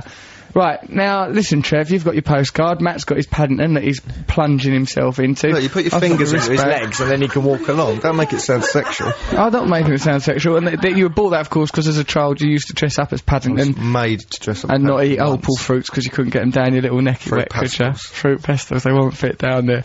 What a poor little sack What did you ever dress up as? Batman, quite a lot. That's quite good. Hulk, Batman, yeah, but you know you could get them, you just get a box of it, it's from Woolworths, and you put on the Batman costume. Hang on, I've just realised something. What? You find Terry Wogan with muscles attractive, and once you told me that when the Incredible Hulk used to go "Rrr" and push his arms together, he used to get turned on by his chest because it looked like boobs. Green boobs. At the break of Incredible Hulk, it used to the sort of the brake bumper still that they used to use was of the Hulk, old Hulk on telly Hulk, Lou Ferrigno. He used to go like that, and his boobs used to go together, all green and nice. And you go, you won't like me when I'm angry. I bloody well will like you when you're angry. I'll give you a little cuddle. Stop calling old Walliams gay. I ain't calling Walliams. Saying he swam the channel fueled only by repressed homosexuality. A line that you wrote, as I recall. No, did I? Yeah. And look at yourself, mate. You fancy Terry Wogan and the Incredible Hulk. I don't fancy him anymore. You fancy them when they're muscly. Just when they're buff, guy. You know, when they're all buffed up. And that is when I like to give Wogan a sexy cuddle. I think you need to... What's wrong with it? Work through a few things. Matthew, anyway, your approach as if there's anything wrong with homosexuality, which there ain't. I likes it. I even know I just fancy Wogan when he's all buffed up. That is not a type of sexuality. I'm not a Wogo-sexual. What's going on in that advert? He has a fight or something, doesn't he? Don't know what he's up to, really. All I say is, keep it up, Phil, you big sexy muscly brute. Right, Trevor, what are you doing? I'm twisting a thing around a thing, wondering when you're going to stop talking about sex, or poo, or wee, or bottoms, or, Never! Things That's when, Trev. We'll tell you what, when you went on the show, me and him sat around here talking about things like Lacan. Yeah, that's weird, that is. Semiotics. Why do I get the blame for... Because you drag it into the gutter. Because it's weird, isn't it? It is weird. I come on the show and it's all about bottoms and winkies. I go off the show and it's suddenly an intelligent, listenable show. I enjoyed it. It was my favourite radio show when I wasn't on it. It was ours as well, Trev. I can't bear to pick up the podcast when I'm in it. Yeah, it's horrible. Do listen to the podcast. Download it. We're trying to get to #1 in Hit Parade, aren't we? Where are we in Hit Parade? We've slipped better number be 3. two. Number 3 now. 2, come on, get us to the top of the Hit Parade. Download it from both the iTunes one and our one, then we'll get up to the top of the Hit Parade. No, download it from iTunes. Download it from iTunes a number of times. Keep doing it. You can't, that doesn't work. Doesn't it? No. Damn you, iTunes, they're always one step ahead. Alright then, so what we're going to do now? Right, now to surmise the show is the Poet Laureate of our radio show. Why, it's Mr. G. Let's welcome him to Atmosphere. Yeah, alright. Woo! Alright, G. Okay, this poem is entitled From the Heart. This better not have anything about me pooing in it. Put him pooing in it, if it ain't, right now. Okay. Poo rhymes with you, coo, Yeah, Russell, he is a poet. Shooby-doo. Doesn't need your help. Okay, yeah, I'm good at this. Right. Okay, from the heart. My heart has taken a pity upon my soul, for it knows that once its beating stops completely, it relinquishes all control. My soul is feeling sorrow about my conscience, for it knows that someone has to account for all the wrong steps made in this life filled out with nonsense. My conscience therefore apologizes to my heart, for it bears the weight of our mistakes, almost breaking it apart. Matt jumped on train tracks, then interacted with sharks, a far cry from his tape recordings applauding his farts. And Trevor battles with squirrels invading his flat, and Russell got shot by baby gangsters shouting, "Don't do that!" Some view this show as a whimsical farce. Others deduced it as 6 Music's broadcasting art, painted with shadows of tears and patterns of laughs, with subtle textures and reflections that infect the podcast charts. So forget the lectures and codpiece conjecture, just accept that it's all from the heart. Mr. G! Yes, alright, now we're talking! Didn't mention Russell padding his trousers with socks, though. Because it never even happened. It was not about padding. It was simply about covering a seam. It's just a bit of haberdashery. It's seamstressness. That's all it is. There's nothing to worry about there. Is that all you've got down there, then? A seam? They didn't mention Matt slinging crap around North London. Disgusting, dirty and sunny in the streets. That's a silly lie. Why didn't you say anything? It's actually true. He's still worried about that receipt because he wants to take back his Phil Collins CD. The poor boy. Phil Collins. his heart broken by the whole business. That's the most upsetting part. Let's wrap up this programme. What things have we got to talk about? Yeah, Trevor, sort out them. Are you going to kill them squirrels, are you then?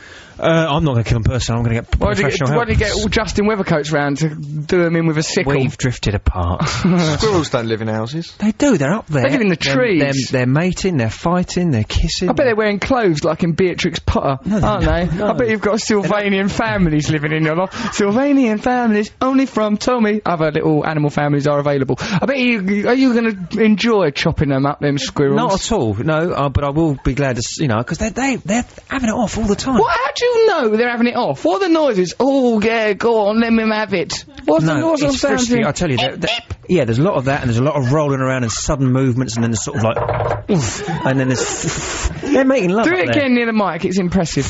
And then the tapping. Trevor, that's the noise you make. Squirrels. That is squirrels making Have you seen love. a squirrel looking out the hole in the roof? I've heard it up there. What? It's not a rat, is it? It's not a rat. It's not a pigeon. Did those squirrels, when they made that hole in the roof, were they wearing little tiny boots? Did their little boot come through the ceiling? A little squirrel boot. It was squirrel nutkins. I can confirm it was a little booty. Is this squirrel nutkins? I don't like the sound of that Don't guy. get aggressive. Well, I will get aggressive. I don't like Beatrix him. Potter character. What does he want? What makes him tick? What makes he was nut gathering, wasn't he? And then he got beaten up in the great war between the red squirrels and the grey squirrels. Good. He was a red squirrel. I'm glad he got took down a peg or two while he was carrying He on. was a lovely little fella. Right, it's time to wrap up this radio programme. Julie ain't here for Music Week because she's got chicken pox. She's got the pox.